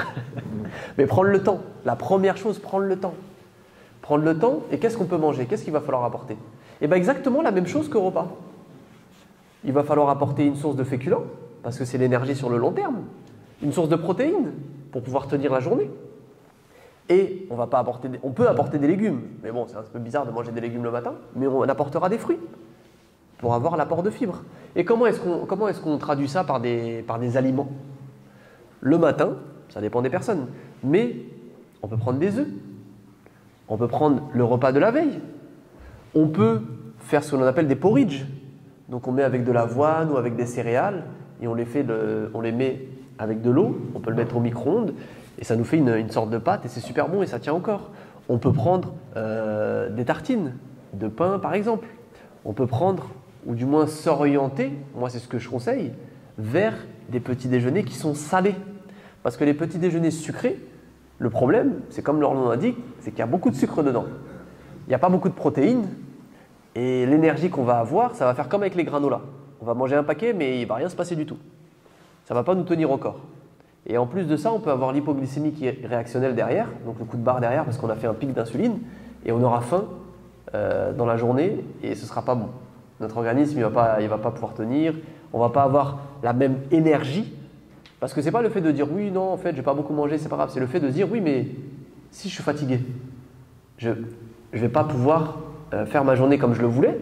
Et puis après, c'est aussi de se dire comment est-ce que la nutrition, c'est fou, je le dis que maintenant, mais comment la nutrition, elle peut être à notre service durant le mois de Ramadan. Parce que si je suis fatigué, peut-être que je voulais aller à la mosquée. Non, je suis fatigué, je vais rester à la maison. Si je suis fatigué, peut-être que je vais lire un petit peu. Non, je suis fatigué après. Et puis on va se dire non, je vais mettre une conférence et je vais écouter, mais on va même pas la mettre, on va oublier. Si je suis fatigué, peut-être que tarawih, je vais pas pouvoir le faire. Ou je vais y aller, mais quand l'imam va rester, je vais être comme ça, on va pas être concentré. Et en fait, tout ça c'est important parce que c'est comme une voiture. Notre corps, il faut le voir comme une voiture. On met de l'essence, bien maintenant avec Tesla il y a électrique, mais on met de l'essence, on roule. On met pas d'essence, on roule pas. Il ne se passe rien. Voilà, c'est la même chose avec notre corps. Si on apporte à notre organisme le bon carburant, il va être à notre service. Si on veut faire des choses, on ne va pas être fatigué, on n'aura pas de douleur de dos, on n'a pas de douleur de genoux. Par contre, on n'aura pas de remontée acide. Par contre, si on n'apporte pas à notre organisme ce dont il a besoin, il va nous le faire savoir. La voiture, si on ne fait pas la vidange de l'huile, le moteur il va casser. Si on ne fait pas la révision, si on ne met pas les liquides de frein, etc., c'est pas bon. Là, c'est exactement la même chose. C'est pour ça qu'il y a des personnes qui, 75, 80 ans, on les voit, ils sont plus en forme que certains jeunes qui ont 25 ans. Et au contraire, il y a des personnes, elles ont 40 ans, super jeunes et complètement cassées. Et ça s'explique. Ça s'explique bien évidemment par la vie que la personne a eue, par le travail, etc. Mais ça s'explique aussi par l'alimentation. Parce que l'alimentation, c'est énormément ça a un impact énorme sur notre vie. Quand j'étais en cardiologie, les médecins, ils aimaient bien dire on a l'âge de nos artères. C'est-à-dire qu'il y avait des personnes, 80 ans, le bilan sanguin, nickel. Il y a des personnes, 40 ans, double infarctus. Pourquoi? Parce qu'elles ne mangeaient pas bien, elles ne dormaient pas bien, etc. Ou il y a un autre dicton aussi qui disent si on creuse notre tombe avec nos dents. Ça veut dire que si on mange mal, on ne va pas bien vieillir. Au contraire, si on mange bien, on a plus de chances de bien vieillir. Et il faut savoir aussi que notre corps, c'est une amana, c'est un dépôt. On va devoir rendre des comptes sur ça. Allah, il va nous questionner sur ça. Qu'est-ce que tu as fait avec ton corps? Est-ce que tu en as pris soin du corps que je t'ai donné? Est-ce qu'on a dû te greffer un rein parce que tu as mangé... Je ne parle pas des personnes qui ont des pathologies, qui sont nées avec, ou ça c'est pas du tout pareil. Mais les personnes qui ont fait, entre guillemets, n'importe quoi avec. On va nous poser cette question-là. Et c'est quelque chose où c'est très important de prendre conscience de cela. Parce que malheureusement, dans notre communauté, on est beaucoup dans « mais non, mange, tiens, on ne va pas se priver ». Et puis et puis ça nous arrive avec les familles, l'enfant il suffit qu'il soit un petit peu maigre ou un peu frêle, mais si mange, attends, t'es malade, t'es pas bien. Mais c'est pas forcément bon ça. Le fait aussi, et j'en profite parce que c'est très important, le fait de dire, même si ça nécessite un autre atelier dessus, le fait de dire à ses enfants, finis ton assiette sinon tu quittes pas la table. Si l'enfant n'a pas grignoté, s'il a grignoté, non, c'est autre chose. Mais si l'enfant il n'a pas grignoté et qu'il a plus faim, pourquoi le forcer à manger davantage? On va juste en fait perturber sa notion de satiété. Si l'enfant il a plus faim, on met dans un tupperware, on met dans le frigo. Et puis s'il a faim plus tard, on lui apprend à dire tiens, tu prends ton tupperware et tu vas le chauffer tout seul. On va essayer de le responsabiliser. Mais le fait de lui dire non, mange et tout, mange davantage, peut-être que son organisme lui dit c'est bon, j'ai plus de place. Moi ce que tu m'as donné, ça me suffit. Mais là on va lui forcer, et en plus de ça, la maman ou le papa qui force, l'enfant il va dire mon papa et ma maman, c'est eux qui savent, moi je sais pas. Du coup il faut que je les écoute eux, il ne faut pas que je m'écoute moi. Donc la prochaine fois quand je pense que j'ai pas faim, faut pas que je m'écoute. Et c'est là où on va il y a le risque de développement des TCA, troubles du comportement alimentaire, troubles aussi au niveau de la prise alimentaire. L'enfant il sait même plus quand il a faim, il mange tout le temps ou il veut tout le temps manger. Et on s'en rend compte comment? C'est un constat. Quand on visite les écoles primaires, l'obésité augmente. Parce qu'il y a déjà l'alimentation qui est de moins bonne qualité, il y a des produits qu'on ne consommait pas avant, mais il y a aussi la quantité. Il y a des enfants, ils ont 5-6 ans, ils mangent des grecs à eux tout seuls. C'est vrai, mais c'est une réalité. Les quantités qu'on donne, elles sont trop grandes. Et donc c'est très important de prendre en compte ça, de ne pas forcer l'enfant. Je ne sais plus pourquoi on parlait de l'enfant. Oui, exactement. C'est très important ça. Pourquoi? Parce que sinon ça va modifier son comportement et ça va modifier aussi sa relation avec la nourriture. Donc ça, il faut faire attention à ça. Je ne sais plus pourquoi on parlait du... Ça, c'est la déshydratation, ça. En tout cas, pour le repas du matin, c'est vers ces choses-là qu'il faut s'orienter. Et l'erreur à ne pas faire aussi, c'est de vouloir trop manger. L'erreur à ne pas faire, c'est de trop peu manger. Et l'erreur à ne pas faire aussi, c'est tout simplement de ne pas prendre soin de son corps ou de ne pas s'écouter.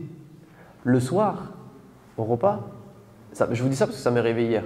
Hier, on a fait des pommes de terre à l'air fryer, comme ça il n'y a pas d'huile, avec du poulet, et puis après on a fait une petite salade. Et le poulet était super bon. C'était moi qui l'avais fait, j'avais mis des super bonnes épices. Il était vraiment super bon, mais j'avais plus faim. Et je me suis dit, il restait du poulet, il restait aussi un peu de pommes de terre. Je dis non, je ne vais pas me forcer. Pourquoi est-ce que je vais me forcer à manger alors que j'ai plus faim? Et en plus de ça, si on réfléchit bien, l'islam c'est bien fait. Parce que la sunna c'est quoi? Ce qui est recommandé? Un tiers. Un tiers d'eau dans l'estomac, un tiers de nourriture et un tiers d'air. Simple. Si on mange trop, on n'est pas bien. Et c'est pas recommandé. Et il y a même des savants, je ne sais plus de quelle école, qui ont dit que lorsque tu n'as plus faim, le fait de te forcer pour manger, c'est quelque chose de détestable. C'est fou. Mais pourquoi? Parce que ça va nous causer du tort sur notre organisme. Et on a dit, notre corps, c'est une amana, c'est un dépôt. Et donc, Allah, il va nous questionner sur ça. Qu'est-ce que tu as fait avec ton corps? Est-ce que tu étais fatigué? Ou au contraire, par exemple, s'il y a des travaux à faire à la mosquée, tu as mal au dos, tu ne peux pas aider. Tu as mal au genou, tu ne peux pas aider. Par contre, si tu as le temps et si tu es en forme, tu peux aider. Allah, il va te questionner, il va dire pourquoi est-ce que toi, tu n'as pas pu? Ah, j'avais mal au dos. D'accord, si tu as des vrais problèmes. Mais pourquoi tu as mal au dos? Ah, en fait, j'ai mal au dos parce que je mange n'importe quoi. Ah. C'est une réelle question. C'est une réelle question et c'est pareil aussi pour les mamans. Pour les mamans qui soit sont enceintes ou soit qui allaitent. Les mamans, après, il y a du diabète gestationnel qui des fois se déclenche sans pour autant que la prise alimentaire soit mauvaise. Ça existe. Mais la maman qui déclenche un diabète gestationnel, il y a des bébés qui peuvent naître diabétiques. C'est une réalité. Il y aura une responsabilité dessus. Une maman qui ne mange pas suffisamment bien, donc ne peut pas forcément, après c'est très difficile l'allaitement, mais qui ne va pas fournir un lait de bonne qualité pour son enfant. Parce qu'elle ne mange pas bien. Je ne parle pas des mamans qui ont des problèmes de lactation, ça n'a rien à voir. Mais une maman qui normalement pourrait bien allaiter, mais qui, comme elle mange mal, elle ne mange pas bien, elle fait n'importe quoi avec son corps, et ça a un impact sur l'allaitement de son enfant. Il va falloir se justifier auprès de ça. Et donc c'est pour ça que c'est extrêmement important, et c'est pas uniquement, et c'est quelque chose que je voulais vraiment apporter aussi aujourd'hui, la nutrition, c'est pas uniquement, bon je vais le dire, c'est pas un truc de blanc. C'est pas non mais moi j'ai pas besoin, tu sais moi je suis bien comme je suis. Oui, c'est bien d'être bien comme on est, c'est bien de s'accepter comme on est, c'est très important. Et le poids ne veut rien dire. Il y a des personnes qui ont un léger surpoids, elles sont en meilleure santé que des personnes où on voit les abdos super sportifs. Bien évidemment, ça c'est vrai, ça c'est une réalité, il faut le savoir. Et le fait de se dire non il faut être mince à tout prix, non ça c'est faux, c'est des bêtises. Tu peux très bien avoir une petite brioche et ça pose pas de problème. Mais le problème, ce qui se pose, c'est si ça a un impact sur ta santé. Pourquoi? Moi j'étais en cardiologie, j'étais en stage en cardiologie. La majorité des personnes qu'on avait, Maghreb, Afrique noire et Indiens, Pakistanais. Diabète, cholestérol, AVC, pontage. Pourquoi? Le diabète, c'est pas... Quand on dit oui, mais le diabète, c'est parce que c'est le bassin méditerranéen, c'est héréditaire. C'est le diabète de type 1 qui est héréditaire. Qui se déclenche quand on est... Oui. C'est compliqué effectivement à ce type on va dire, de nutrition. Bien sûr, bien sûr, bien sûr, bien sûr. Bien sûr, bien sûr, bien sûr. Exactement, exactement, exactement. Et c'est quelque chose justement, c'est là où je veux en venir, c'est qu'il faut, oui, il faut faire attention. Il faut faire attention à l'héritage, à la culture que nous dont on a hérité, mais qui au final n'est pas forcément si bonne que ça pour nous. Parce qu'on se rend compte qu'à 40-50 ans, il y a plein de déclenchements de diabète. Et le diabète de type 2, c'est pas parce que c'est dans nos gènes, c'est héréditaire. C'est pas ça. Pourquoi? Et c'est quelque chose de très très important. Il faut le dire avec j'ai envie de dire, avec intelligence. Si on regarde une famille où les parents sont obèses, je ne parle pas de surpoids, je parle d'obésité. Très souvent, les enfants aussi sont obèses. Mais dans la majorité des cas, ce n'est pas une question de génétique. La majorité des cas, c'est parce que les habitudes alimentaires des parents sont transmises aux enfants. Et donc, les enfants mangent comme les parents. Et du coup, les enfants vont aussi développer de l'obésité. Parce qu'ils ont l'habitude de manger comme les parents. Pour eux, manger une baguette par personne, par repas, c'est normal. Parce que les parents aussi, pour eux, c'est normal. Et donc, c'est ça aussi l'importance de se sensibiliser là-dessus. Parce qu'on aura aussi, il y a cette part de responsabilité là. C'est super, super important. Et ce n'est pas uniquement une question de poids. C'est une question aussi de santé. Ouais. Justement, vous parlez de pain, je me demandais le trop de pain qu'on a l'habitude de la cache-repas, et ça va de pain. Je voulais voir si c'était néfaste ou... Alors, le pain en soi n'est pas mauvais. Le pain en soi n'est pas mauvais, le pain en soi ne fait pas grossir. La question à se poser, c'est la quantité. Parce que dans une baguette de pain, une baguette, ça fait à peu près 250 grammes. Ouais, j'ai appris ça par cœur. Il y a 137 grammes de glucides. 137 grammes de glucides, c'est l'équivalent de, 2 assiettes de pâtes. Une baguette de pain entière, c'est à peu près l'équivalent de 2 assiettes de pâtes. Donc, tu vas manger la shorba avec du pain. La moitié d'une baguette, on est raisonnable. Voilà. Ça te fait une assiette de pâtes, plus encore l'assiette de pâtes. Du coup, il y a 2 assiettes de pâtes. C'est la quantité, c'est pas le pain en soi. Même si le pain blanc n'est pas forcément bon. Parce qu'ils ont enlevé ils ont enlevé toutes les bonnes choses du pain blanc. À la base, pour vous raconter un petit peu l'histoire du pain blanc, pendant la guerre, en France, le pain il était noir. Avant la guerre et pendant la guerre, le pain il était noir. Il était rempli de bonnes choses, des fibres, la céréale elle était complète, c'était super bon. Sauf que, quand la guerre elle est finie, le pain noir ça leur rappelait la guerre. Donc ils se dit non, on ne veut plus de pain noir. Ce qu'on veut maintenant c'est du pain blanc. En plus blanc, c'est pur, c'est bon. Et donc en fait ils ont enlevé toutes les bonnes choses pour faire du pain blanc. Mais maintenant on voit de plus en plus, on peut le voir même à Lidl, etc. Pain nordique, pain complet, pain aux céréales. Ça c'est du très bon pain. Mais le pain blanc, c'est vrai qu'il faut essayer de le diminuer parce qu'il n'y a pas grand intérêt dedans. Et dans le pain, ce n'est pas le fait de dire c'est la mie de pain qui fait grossir. Non, c'est la quantité. On l'a vu. Une baguette, c'est presque 2 assiettes de pâtes. Donc si je mange normalement, mais que dans la journée, j'ai mangé une baguette en plus, ça veut dire que j'ai mangé 2 assiettes de pâtes en plus. Et là, on comprend que ouais, finalement, ça va me faire grossir. Ça peut me jouer sur ma santé, sur mon bilan sanguin, mais ce n'est pas le pain. Non, le pain, il n'est pas... Et on remarquera aussi que les personnes qui disent « Moi, j'ai arrêté le pain, j'ai perdu 5 kilos ». Il y a des gens comme ça. Il y a des gens. On va dire « Ouais, c'est le pain qui me faisait grossir ». Ce n'est pas le pain. C'est parce que tu as arrêté de manger tes 2 assiettes de pâtes par jour en plus. C'est normal. Si on fait tous nos repas et je mange 2 assiettes de pâtes en plus dans la journée, toute ma vie, et que maintenant j'arrête de manger ces 2 assiettes de pâtes en plus, mon poids il va baisser, c'est normal. Là c'est exactement la même chose pour le pain. Donc le pain n'est pas mauvais en soi, c'est la quantité qu'il faudra gérer. Donc pareil, pour les féculents qu'on apporte dans la journée, on peut les apporter avec du pain. Mais il faut prendre conscience que c'est des féculents. C'est pas on prend... Tant qu'il y a de la sauce, je prends du pain. Il faut sauce. Tant qu'il y en a, je continue. Comme si c'était une fourchette. Il reste un peu, donne. Hop. Sinon, on se retrouve avec une baguette de pain. Et surtout la baguette blanche. La baguette blanche, on prend 3 baguettes à la boulangerie, on revient, il n'en reste plus que 2. On a mangé l'autre. Ça va trop vite. Ça ne nous tient pas au corps. Par contre, Si on prend par exemple de la baguette tradition, pas sûr que ça soit la même chose.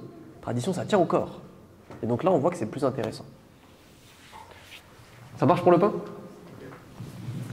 Est-ce qu'il y a des questions sur comment, sur les aliments qu'on a dit à prendre durant la journée, du moins durant la soirée? Ouais. Non, en fait, les besoins, que ce soit pour un homme ou une femme, c'est sensiblement les mêmes. La différence, ça va être la quantité et surtout la quantité de féculents. C'est pour ça que j'ai dit sur la moitié de féculents à moduler en fonction de nos besoins et en fonction de notre appétit. L'erreur à ne pas faire, c'est de vouloir trop manger ou de se forcer. Si on n'en a pas forcément, à part dans le cas précédent que j'avais cité, mais si on a déjà mangé et qu'on dit non, il faut que je finisse mon assiette à tout prix, non, c'est pas bon. Vaut mieux réserver pour plus tard et après manger si on en ressent le besoin. Mais les quantités sinon sont les mêmes. Juste à gérer la portion de féculents, on met la moitié. Si c'est trop, on met un tiers et on est très bien.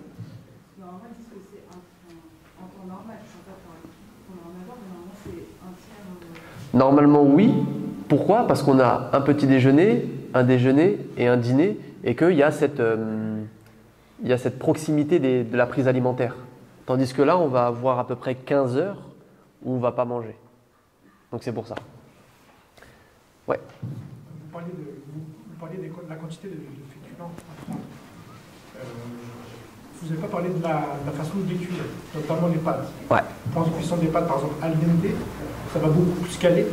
Moins en quantité amoindrie, et on va durer plus de temps que si on a une grosse assiette de pâtes trop cuite. Ouais, exactement. Le frère, il a dit quelque chose de très très très important, très intéressant, c'est la cuisson. Plus ça va être cuit, et plus ce qu'on appelle l'index glycémique va augmenter. Donc en gros, concrètement, plus c'est cuit, moins ça va nous tenir au corps. Plus c'est cuit, moins ça va nous tenir au corps. Et moins c'est cuit, donc la cuisson al dente, et plus ça va nous tenir au corps. Pourquoi? Quand c'est mou, c'est comme s'il y avait eu une prédigestion. C'est comme si on avait fait déjà le travail de nos dents, le travail de notre salive, le travail au niveau de notre estomac. Donc c'est normal que trop cuire les pâtes, ça va moins nous tenir au corps que si on prenait des pâtes al dente, des pâtes un petit peu plus dures. D'ailleurs, vous donnez à un Italien des pâtes trop cuites, il va dire non, moi je ne veux pas manger ça. Il ne les mange pas comme ça. Les pâtes, c'est mieux de les manger al dente, comme ça elles nous tiendront plus au corps. Pourquoi? Parce que le processus de digestion, il n'aura pas encore commencé. Tandis que si on les cuit trop, là, ça aura quand même commencé. C'est pour ça que même si vous prenez des pommes de terre, ou si on prend de la purée, la pomme de terre, elle va se digérer plus lentement que la purée. Parce que la purée, c'est déjà prédigéré. C'est comme la pomme et la compote, exactement. Exactement. Et c'est pour ça que ce que je disais au début, pour les personnes qui ont du mal à manger, de jouer sur les textures. Parce que ce sera plus facile à passer. Et c'est pour ça, encore une fois, que je disais attention au soda, parce qu'il y a beaucoup de sucre, il y a beaucoup de calories, on les boit, on ne s'en rend pas compte. Pareil pour les légumes. Ouais. Exactement, ouais, exactement. Les légumes, j'ai envie de dire, cuits entre guillemets normalement, il y a des fibres, ça prend de la place, etc. Tandis qu'en purée ou en smoothie, ça passe direct. Et donc, après on en parlera, parce qu'après c'est le sujet des mamans, enfin plutôt des femmes et des mamans. Pour les enfants qui ont du mal à manger des légumes, le fait de faire de la purée, le fait de faire même des smoothies, le fait de faire dans de la farce, c'est un excellent moyen pour faire manger des légumes aux enfants, les faire aimer les légumes, sans pour leur dire non, mange tes brocolis, tranquillement en transition. Mais on en parlera juste après. Alors on va parler maintenant des mamans, plus précisément des femmes enceintes, des femmes allaitantes pour commencer. Il y a des personnes et il y a des médecins, il y a des médecins qui autorisent et qui disent qu'il n'y a pas de problème pour les femmes enceintes et les femmes allaitantes de jeûner en étant dans cette situation-là et qu'il n'y aura pas de problème. Ça c'est vrai, il y a des médecins qui le disent et ça existe. Il y a aussi des cas où ça peut être dangereux pour la femme. Et de toute façon, on le voit en islam aussi, il y a des avis qui disent s'il y a un risque pour le bébé, etc., là, dans ce cas-là, il y a des avis qui autorisent de ne pas jeûner. La première des choses, avant de faire quoi que ce soit, si on est une femme enceinte, peu importe si c'est le premier, deuxième ou troisième trimestre, ou si on est une femme allaitante, c'est de demander au médecin, de demander à la sage-femme, de demander au pédiatre l'avis. La première des choses, ou comment ça s'appelle, au gynécologue, si c'est le gynécologue qui fait les radios. Parce qu'on va voir le développement du bébé. Il peut y avoir des altérations au niveau du développement du bébé si on jeûne. Donc il faut faire attention. Il faut voir aussi, en fonction de si la femme enceinte a l'allait, si ça ne va pas perturber l'allaitement. Si le bébé il va continuer à prendre du poids. Et donc ça, c'est le pédiatre qui pourra voir ça. Une petite astuce pour les mamans, et puis pour les papas aussi. Si vous avez un Cookéo ou Thermomix ou Monsieur Cuisine à la maison, ben vous prenez la cuve, vous prenez une sorte de bassine ou un grand plat si votre bébé il rentre dedans, vous mettez dessus et vous pouvez peser le bébé très précisément. Comme ça, vous n'avez pas besoin d'aller chez la sage-femme à chaque fois payer la consultation. Comme ça, vous pouvez voir la petite évolution. Mais c'est très important pour les mamans qui allaitent de voir ça avec la sage-femme. Ou, dans le meilleur des cas, de voir avec une consultante en lactation. Parce qu'elle va pouvoir voir, oui, alors le bébé, il peut ou il ne peut pas. Ça, c'est très important et ce n'est pas à négliger parce que c'est quelque chose de très important. Surtout que si vous êtes une femme et que vous avez fait le choix d'allaiter exclusivement l'enfant, ce serait bête, surtout si l'enfant est jeune, de complètement rater l'allaitement parce que pendant une semaine, on n'a pas réussi à bien allaiter, l'enfant il s'est déshabitué, mais il fallait quand même le faire manger, donc on lui a mis du lait en poudre et donc après il a arrêté, donc après il n'y a plus eu la lactation. Donc ce serait bête dans ce cas-là et faire courir un risque à l'enfant de le faire sans avoir le feu vert de la sage-femme ou du pédiatre. Donc c'est vraiment ça, c'est vraiment le plus important parce qu'il faut penser à l'enfant avant et si ça peut avoir un impact dessus, à la femme de prendre la décision de se dire est-ce que je jeûne ou est-ce que je ne jeûne pas. Donc ça c'est la première des choses. La deuxième des choses, c'est si la femme elle veut jeûner, les apports ne vont pas changer énormément. Il y a la quantité de protéines qui va être augmentée, donc il faudra manger plus de protéines. La chose sur laquelle il faudra, mis à part, j'ai envie de dire aussi la vitamine B9 et tout, mais l'alimentation de la femme enceinte et l'alimentation de la femme allaitante en période de jeûne ne va pas sensiblement changer. Il faudra manger un petit peu plus parce qu'on sait qu'un litre de lait, c'est à peu près 500 à 700 calories en plus qu'on doit fournir. Donc produire un litre de lait, ça demande 500 à 600 calories à la femme. C'est l'équivalent de 1 heure de course, ce qui est énorme. Hein. Donc le fait d'allaiter, c'est physique, donc il faut garder en tête. Mais les quantités ne vont pas forcément changer. Ce qui va changer par contre, ça va être veiller à une super bonne hydratation. Parce que le lait, il est composé quoi? Majoritairement d'eau. Donc ça, c'est la première des choses. La deuxième des choses, c'est augmenter l'apport en protéines pour avoir suffisamment une production de lait suffisante. Protéines, on a dit, c'est avec quoi?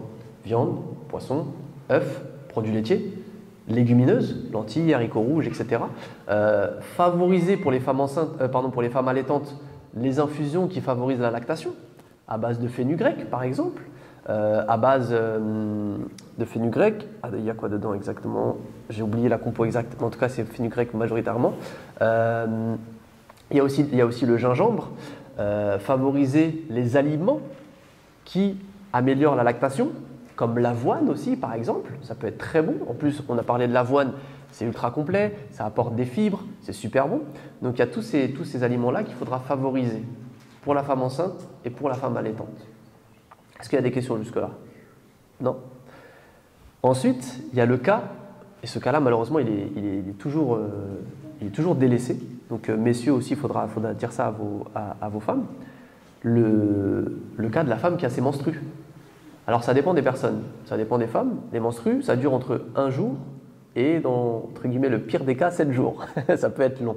Il y en a qui sont faciles, il y en a qui sont plus douloureuses. Et c'est une période où la femme ne jeûne pas. Elle ne jeûne pas parce qu'elle perd du sang. Et donc, ce qu'il faut savoir, c'est qu'il y a des hormones qui sont mises en place durant cette période-là. C'est normal. Il y a ce qu'on appelle un flush émotionnel. C'est pour ça, messieurs, qu'à la maison, peut-être que madame, ça ne va pas trop. Soit elle est irritée, soit elle est plus émotive, soit elle pleure plus. C'est normal, c'est hormonal, c'est normal. Et comment faire dans le cas de la femme qui a ses menstrues et donc qui ne va pas jeûner durant soit un jour, soit une semaine? L'erreur à ne pas faire, c'est de se dire, ok, là, je peux manger, du coup, qu'est-ce que je vais faire? Je vais faire des réserves.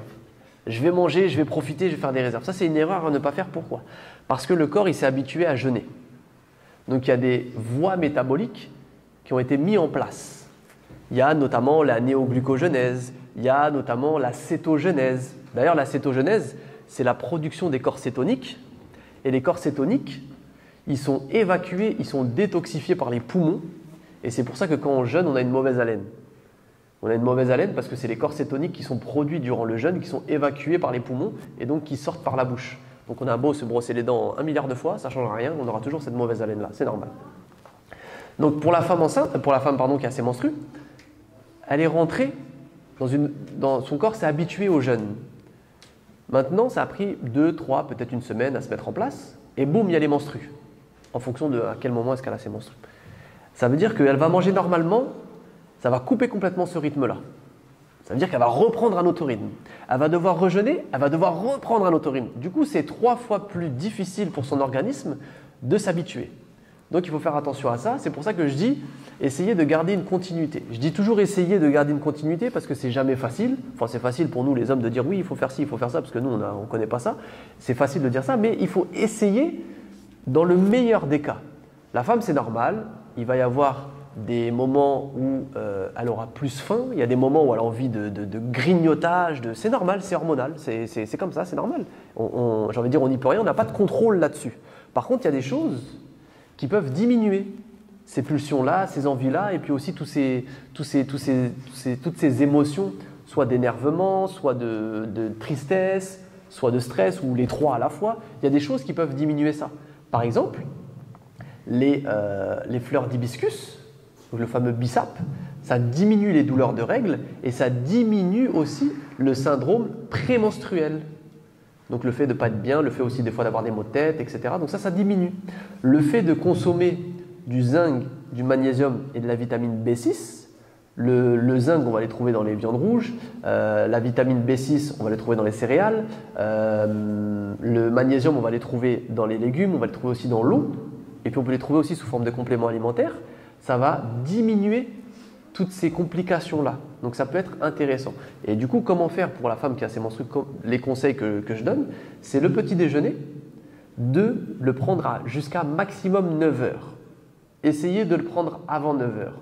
Dans le meilleur des cas, le prendre le plus tôt possible, mais après ce ne sera pas à la même heure que pour Fajr. Pourquoi? Parce que la femme qui a ses menstrues, elle ne prie pas.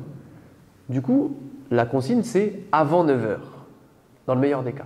Ensuite, ne pas manger à midi, mais se faire une collation vers les coups de 16-17 heures.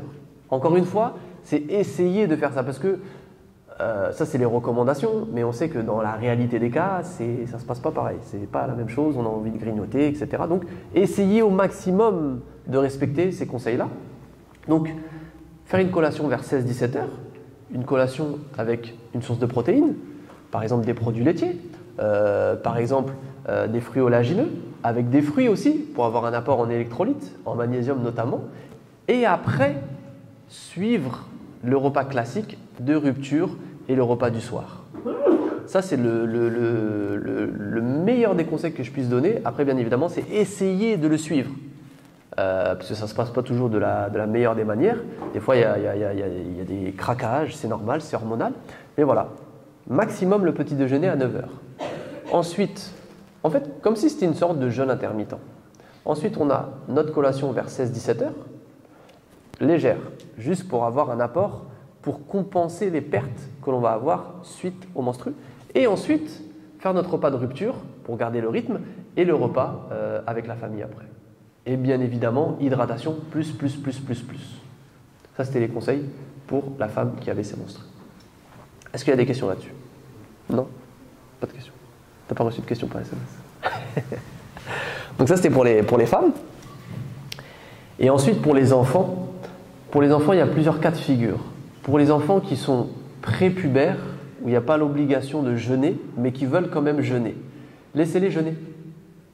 L'enfant, il sait, quand il aura trop faim, il va dire « Maman, j'en peux plus » ou « Papa, j'en peux plus, donne-moi ». On va lui donner. Pour l'enfant qui est prépubère, il n'y a pas d'obligation de jeûner. Du coup, si lui, l'enfant, ou elle, l'enfant, souhaite jeûner, laissez-les jeûner. L'enfant, il va se réguler lui-même, même si c'est un jeûne où il va juste boire de l'eau. Il va dire « Ouais, moi j'ai jeûné à moitié ». C'est déjà une bonne chose. Pourquoi? Parce que ça va les préparer aux années futures. Je vous donne un exemple. Je vais prendre mon exemple parce que c'est celui que je connais le mieux. J'ai commencé à jeûner complètement, peut-être j'avais 11 ans, quelque chose comme ça. Mais avant, j'essayais de faire des journées complètes. Quand j'avais 10 ans, peut-être que j'arrivais à faire la moitié du mois. Et puis d'autres fois où je voulais jeûner et après à 14h, 15h, j'en pouvais plus et je pleurais, j'avais faim, tiens, mange. Mais c'est bien parce que ça va inciter l'enfant déjà à participer dans cette activité, dans cet esprit du mois de Ramadan. Ça va l'inclure dans la vie aussi de la famille. Et une autre technique aussi pour ces enfants-là, ce qui peut être intéressant, c'est quoi? C'est de prendre du temps pour la rupture, pour leur faire un plat qu'eux ils aiment, pour lui faire plaisir.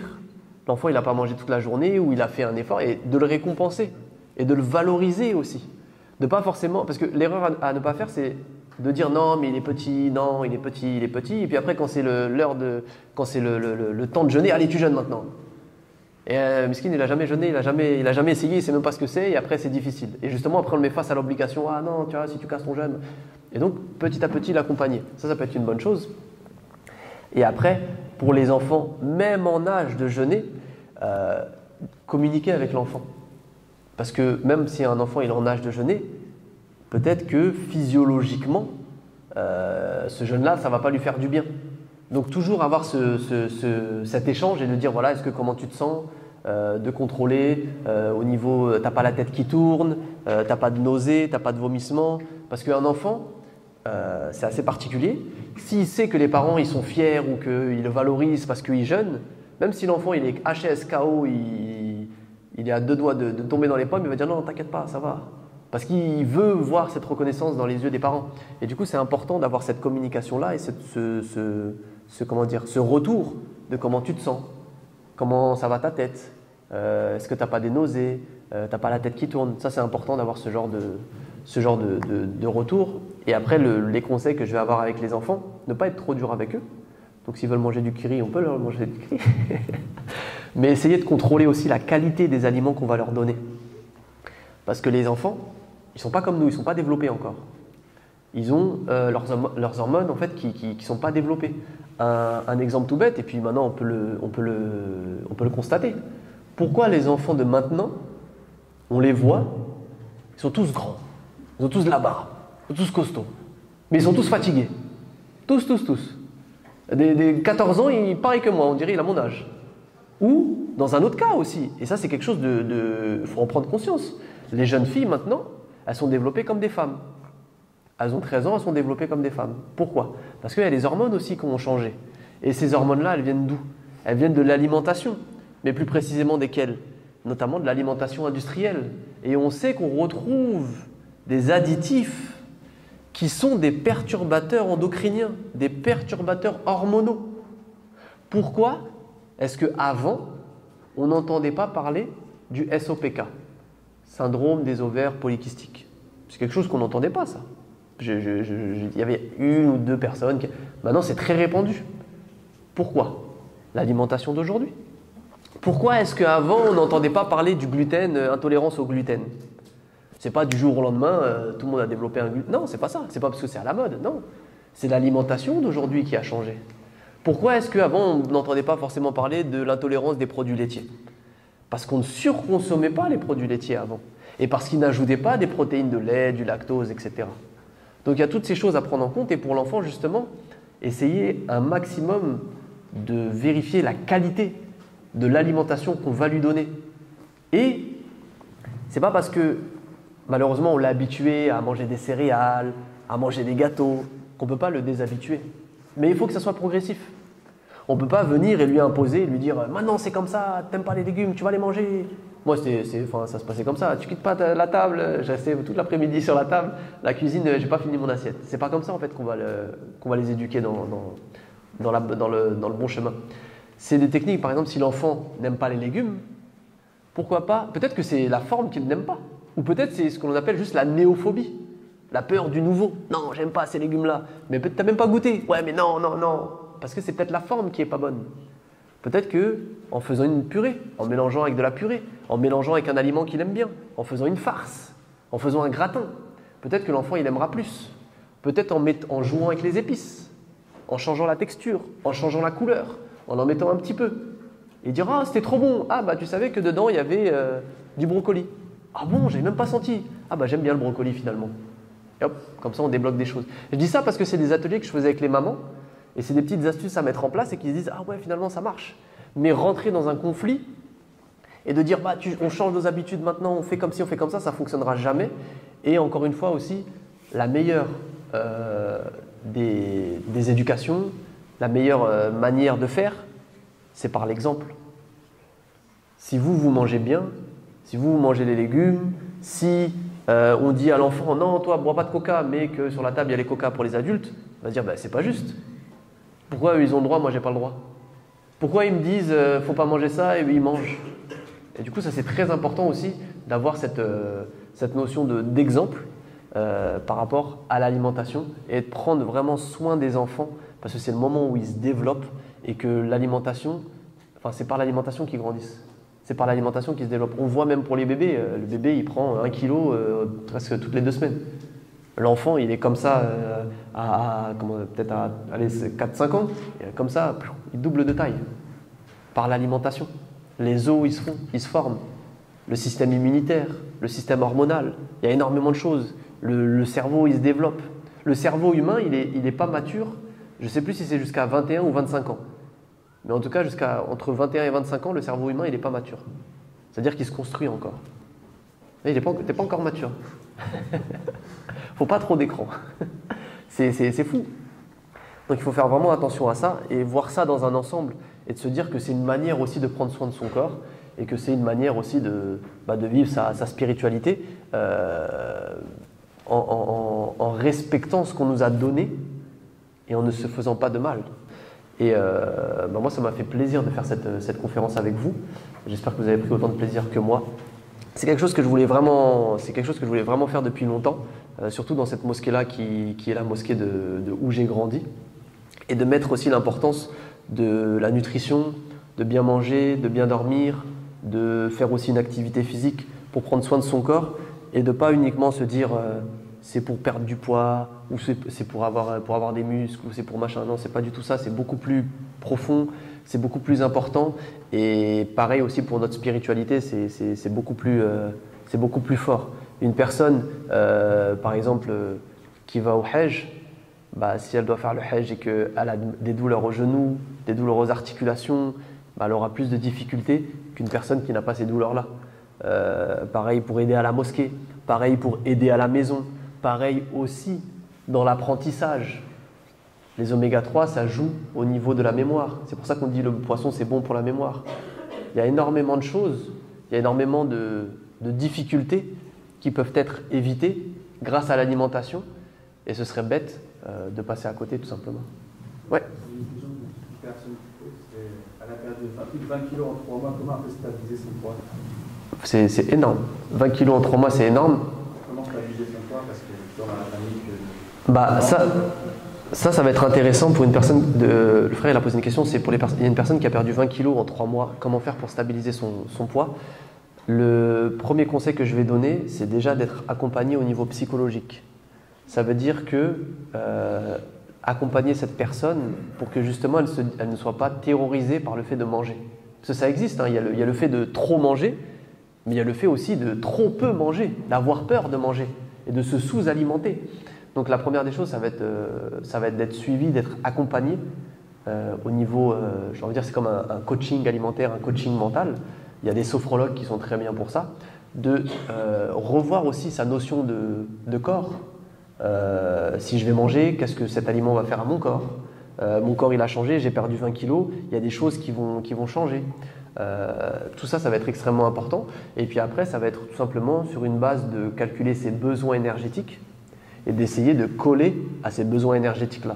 Mais le plus gros du travail, ça ne va pas forcément être de l'ordre nutritionnel, ça va plutôt être de l'ordre mental, où il va falloir déculpabiliser, démystifier et rassurer la personne pour qu'elle se dise « Ok, j'ai peut-être eu des problèmes de poids dans ma vie, j'ai réussi à perdre du poids, qu'est-ce que je fais maintenant?